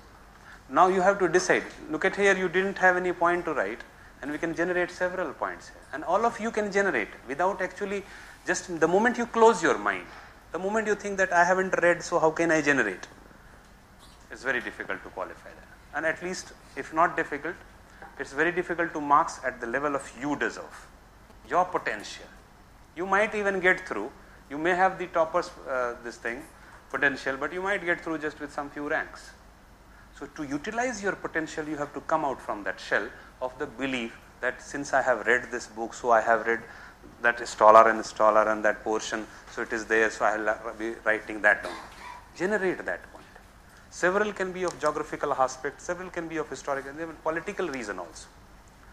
You see that criminalization aspect, law and order situation by most of the eastern states are facing problems of law and order. That will be one of the point, but that is basically a consequence, not a cause. Exactly. Why communist, again, if I ask you a question, why communist flourished in the eastern states, all these reasons are responsible behind that. Yes, that's a consequence. But obviously you can write the point as the law and order situation is relatively again bad in eastern states as compared to western states. Sorry? But not this communism as an ideology, as a means to go for government, a criminalization of Kerala flourished, but you didn't have that Maoist moving. And law and order situation was not worsened, in fact, one of the best in India. But if you see the same ideology, which started putting its roots in the eastern states, they transformed into criminal activities. That will give you idea about terrorism also. A fair amount of idea. Yes, again, eastern is less, western is more. One of the reason is law and order. So the basic issue of the western region being less, the east region being less accessible Is because of one of the reason is criminal aspect. No, it can't be. Visakhapatnam is the deepest port. But you have big metropolis like Bombay and All the reasons which we have discussed is responsible for the underdevelopment and growth of cities also. Like this, you talked about migration. Yes, migration is one of the biggest reason for underdevelopment of eastern states. Most of the elite class, for several reasons, will migrate. Maybe one of the major reasons will be availability of opportunity of employment. Second reason may be law and order situation. Third reason will be societal assimilation. I can give hundreds of such examples, I am telling you. Hundreds of such examples. I am telling you one of my family example. Again, isko bhi kaat dena yaar. That for the first time when my elder sister got married, so obviously me come relatively conservative Muslim society, she got married to an urban area guy who was well educated. The family was very well educated and well exposed, not only educated, well exposed. So she started wearing sari and blouse for the first time, which was not very much popular in my area. Way back in late 80s I am talking about, 89, 90 ki baat hai. It was not popular. Now blouse, pet dikhta hai aapka. And she was compared almost like a prostitute by most of the people in my area. Can you imagine this mindset only to be followed by the same people 10 years later? Everybody started. So the mixing of, look at here, sari and wearing is cultural aspect. But since you are very conservative, very orthodox, relatively underdeveloped, you started comparing culture and mixing culture with religion. Religion is totally different. Burqa is a culture aspect, not a religious aspect. It's cultural. Now you start mixing, again inferiority complex. So those kind of things always come as a hindrance for development, hindrance for growth. When religious leaders, the biggest symbol of the underdevelopment of a society is that their religious leaders interfering in socio-political matters or dominating socio-political matters. The moment they start dictating terms and conditions in social aspect, Hindus को 5 बच्चे पैदा करने चाहिए, that means you are a regressive society and we are moving towards regression. Nothing else, nothing more than that. So these aspects, when you obviously as an intellectual, as a would-be IAS officer, you are not supposed to talk that blatant. You have to be diplomatic in your presentation. That's it. You can generate hundreds of points like that without actually having books knowledge. Imagine you don't need to read and yet you can qualify civil services. And believe me, it is very much possible. You can always score 400 plus marks just by going through NCRTs. Don't touch even a single book beyond that. You have greater chance to score more marks. The moment you start touching much bigger, higher and more popular books, your chances of getting marks will be lesser and lesser. Because you will be relying more on knowledge, not on your creativity. And the moment you create such answers, 25 में से एक आध बच्चे ऐसे लिख पाएंगे. Then examine, okay, this is what I am searching for. Because they are not searching for the well-educated academics. Look at UPSC syllabus itself. Very obvious but least understood, least discussed is the syllabus itself. You are not forced to have mastery or graduation degree or even +2 to select your option. Is there any criteria? Is there any criteria except that you must have a degree pass? Even if you go for lecturership, you must have, if you want to write JRF, 55% marks is minimum. If you want to write SSC, there is certain percent of marks. In UPSC, there is no 33%, that too from any university. Any Indian university, whether you are Madrasa passed, Sanskrit university passed, you are not discriminated. That itself tells you volume about that they are not seeking your knowledge. They don't want knowledgeable people. They want creative people. They want smart people, not intelligent people. Smart people because you are supposed to manage humans. And hopefully you know that what humans mean. Right? All of us can have different opinion over a particular issue and can have our own justification, individual justification as well. You are supposed to deal with that creature, which is not computerized one, which is not having any scientific principle to flow. A Bihari will react on the same issue in a different manner, a Punjabi will react in a different manner, a Muslim will react in a different manner, a Hindu will react in the same intra-regional, inter-regional, inter-family. एक family में एक ही blood से, एक ही genetic से 5 बच्चे पैदा होते हैं, अब पांचों टोटली डिफरेंट होते हैं. You are supposed to deal with that. Understand the requirement. The examiner will not be looking into how knowledgeable you are in geography. They will be only expecting how smart you are to handle that question. That's the question. Most of the question require your smartness, not knowledge. And that's where if you build up your basic concept, basic clarity should be there in your thought. And then build up learn how to generate points rather than how to remember points. The moment you can generate, you will be able to write better answer than the writer itself. Than the Lakshmikant itself, you can write better polity answer. Because only you can do. Lakshmikant can't do. Lakshmikant can be an expert in polity. He might not be knowing economy. He might not be knowing as much society as you are. He might not be knowing much about internal security.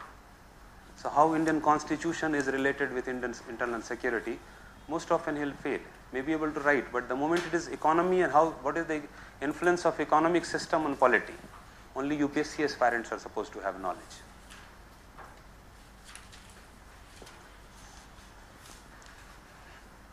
Industries on the basis of raw material use It is classified as type of raw material,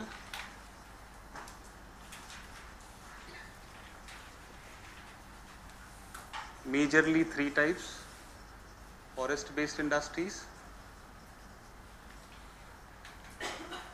agro based industries, and mineral based industries.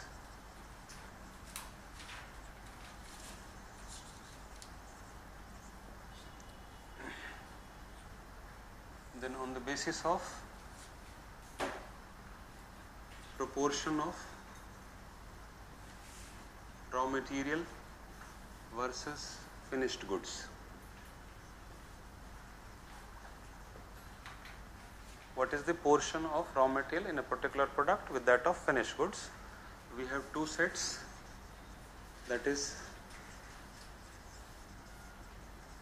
weight losing industry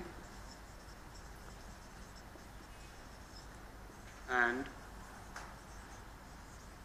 weight gaining industry.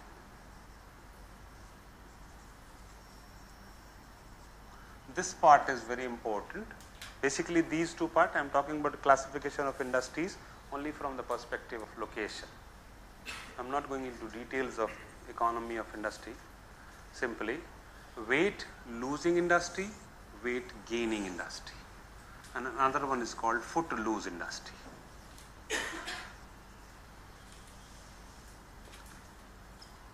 Which is generally the third category, but basically it is two aspects with respect to raw material and finished goods. It is another aspect, foot loose, we'll come to understand later. Weight losing itself, it is basically the ratio between the raw material used and the finished goods. Now here I would like to differentiate between the raw material and inputs. These two are different things. Raw material are the major inputs, maybe one or at the most generally two, not more than that. Inputs are different. For example, in a bakery industry, what is the raw material? Flour, wheat flour, or any other flour. But inputs can be many, right? For example, an iron steel industry, two raw materials, coal and iron ore. There are several other inputs. For example, we use dolomite, we use limestone, we use coking coal, we use several other aspects, other inputs. But when we say raw material, it is fundamentally the most important component or input of that particular industry. So the ratio in the weight of raw material with that of finished goods, we divide weight losing industry. The moment we say losing, that means in the process weight is being lost. That means the weight of raw material is more than the weight of finished goods. So when we say weight of raw material is more than the weight of finished goods, we call it weight losing industry. Weight gaining, exactly opposite, when the weight of finished goods is more or equal to that of raw material, we call it weight gaining industry. An example of weight losing industry? Sugar, right? Sugar industry, because tons of sugar cane is required to produce 1 ton of sugar. So it is weight losing industry. Now the moment we talk about transportation cost and all, which is one of the most important factor determining the industrial location, a weight losing industry. That's why, like for example, the question might be asked, why most of our sugar mills are confined in UP, Maharashtra and Tamil Nadu. Close to the raw material than the market. There can be 3 different locations, we'll discuss that later. Iron and steel industry is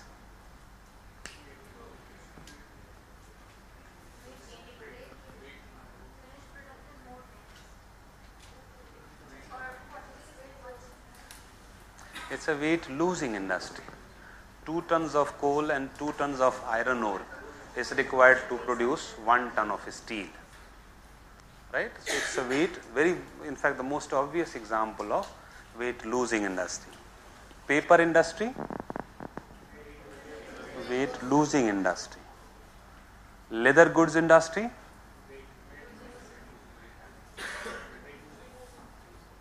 जूते बनाते हैं हम, तो main raw material क्या है? Leather. और पूरे जूते में इनपुट्स क्या क्या होता है? Laces, so many other things. Weight gaining industry. Tanning, weight losing industry. Yarn making, weight losing industry. Cotton textile, weight gaining industry. Hopefully we can differentiate, right? Bakery industry, weight gaining industry. Electronics industry, कुछ भी नहीं. Chips industry, like microchips जो बनाते हैं इसमें. So that is footloose. The one which is not actually having at all weight as an important criteria to be an industry is footloose industry. For example, electronics goods. For example, microchips, software industry. These are not dependent on weight. This generally we call it footloose industry.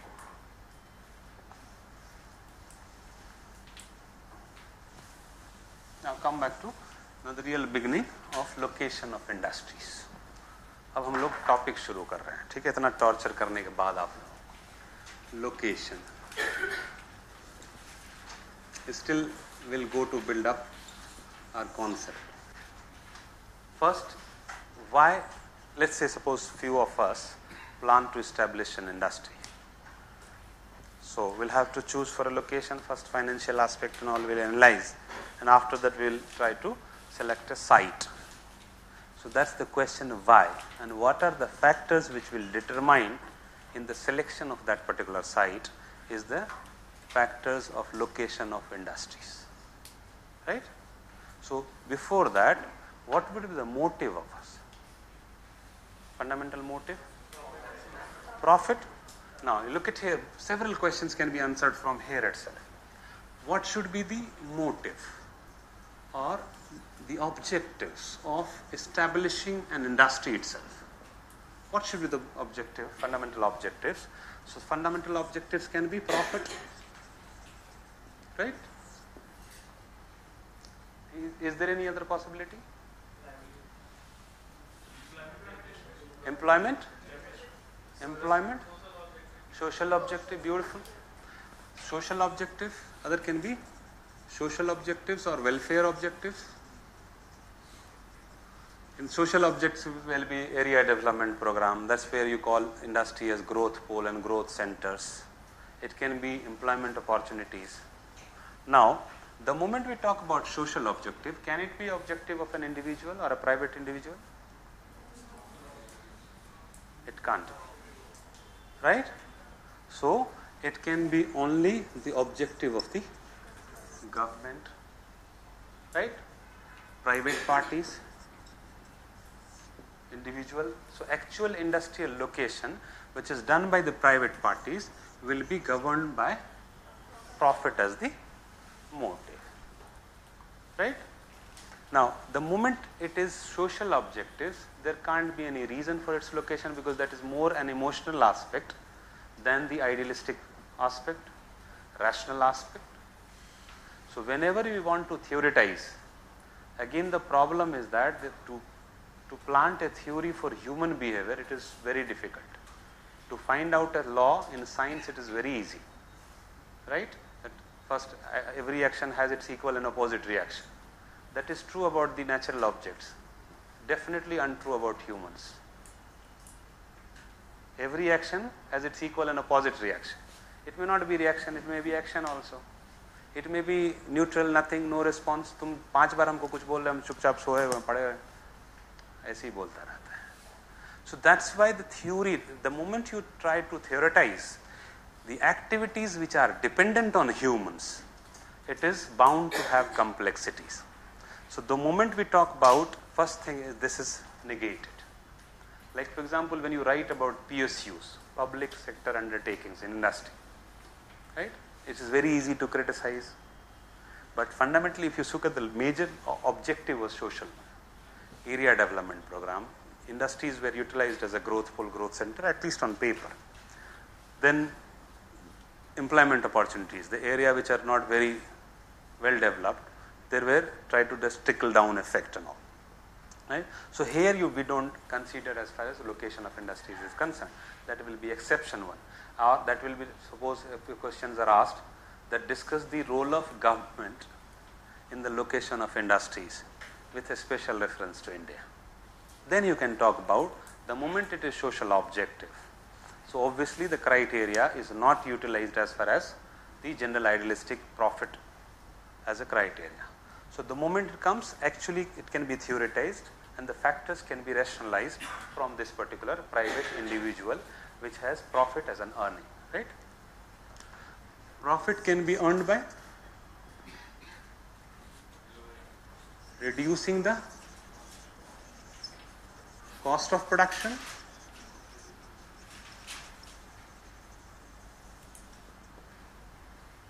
or it can be earned by increasing the sale price,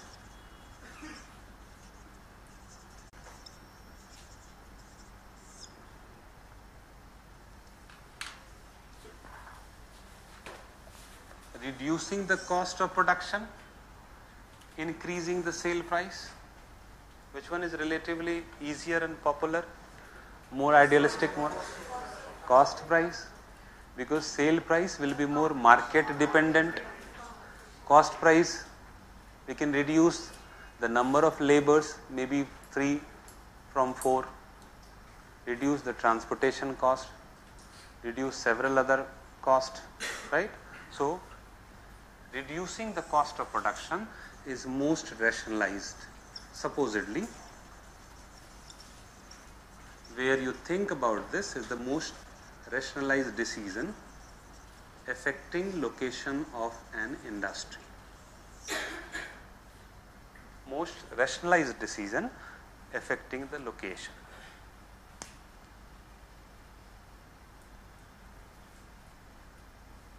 But most often the decision will be dependent on both of them. Like then we talk about the economic aspect of location, the market, the demand and the supply, several factors, but fundamentally it will be associated with it, primarily it will be related. So any industries, if it comes, you start with that. What are the factors which has helped? Say, for example, discuss the reason for last year question, automobile industry in the western parts of our country. Now whatever we have discussed about western part, western states and eastern states right now, several points you can pick up from there and write about that. A very generalized point, it will appear, but to the examiner it will definitely be very creative points, which will not be there in the book. Most of the things we are discussing you will not find in books. It may be experience of 15, 16 years in the past and obviously learning and then going beyond that, because I am a very bad reader. So survive karna tha is industry mein, so I started thinking beyond the books and have generated these points seriously. So the moment you go into it, let's say suppose jute textile, so there will be some few selected points. There will be some basic fundamental factors which may be available there. Apart from that, several other factors can be. Discuss the, suggest a model for the growth of eastern states, suppose. Definitely you can't avoid Maoism there. You have to talk about the law and order situation, improvement in law and order situation in that area as your model. One of the component of your model must include law and order situation in that area. Right? So from here onward, we'll discuss about the factors affecting location of industries. That will be done tomorrow. For today it is more than sufficient.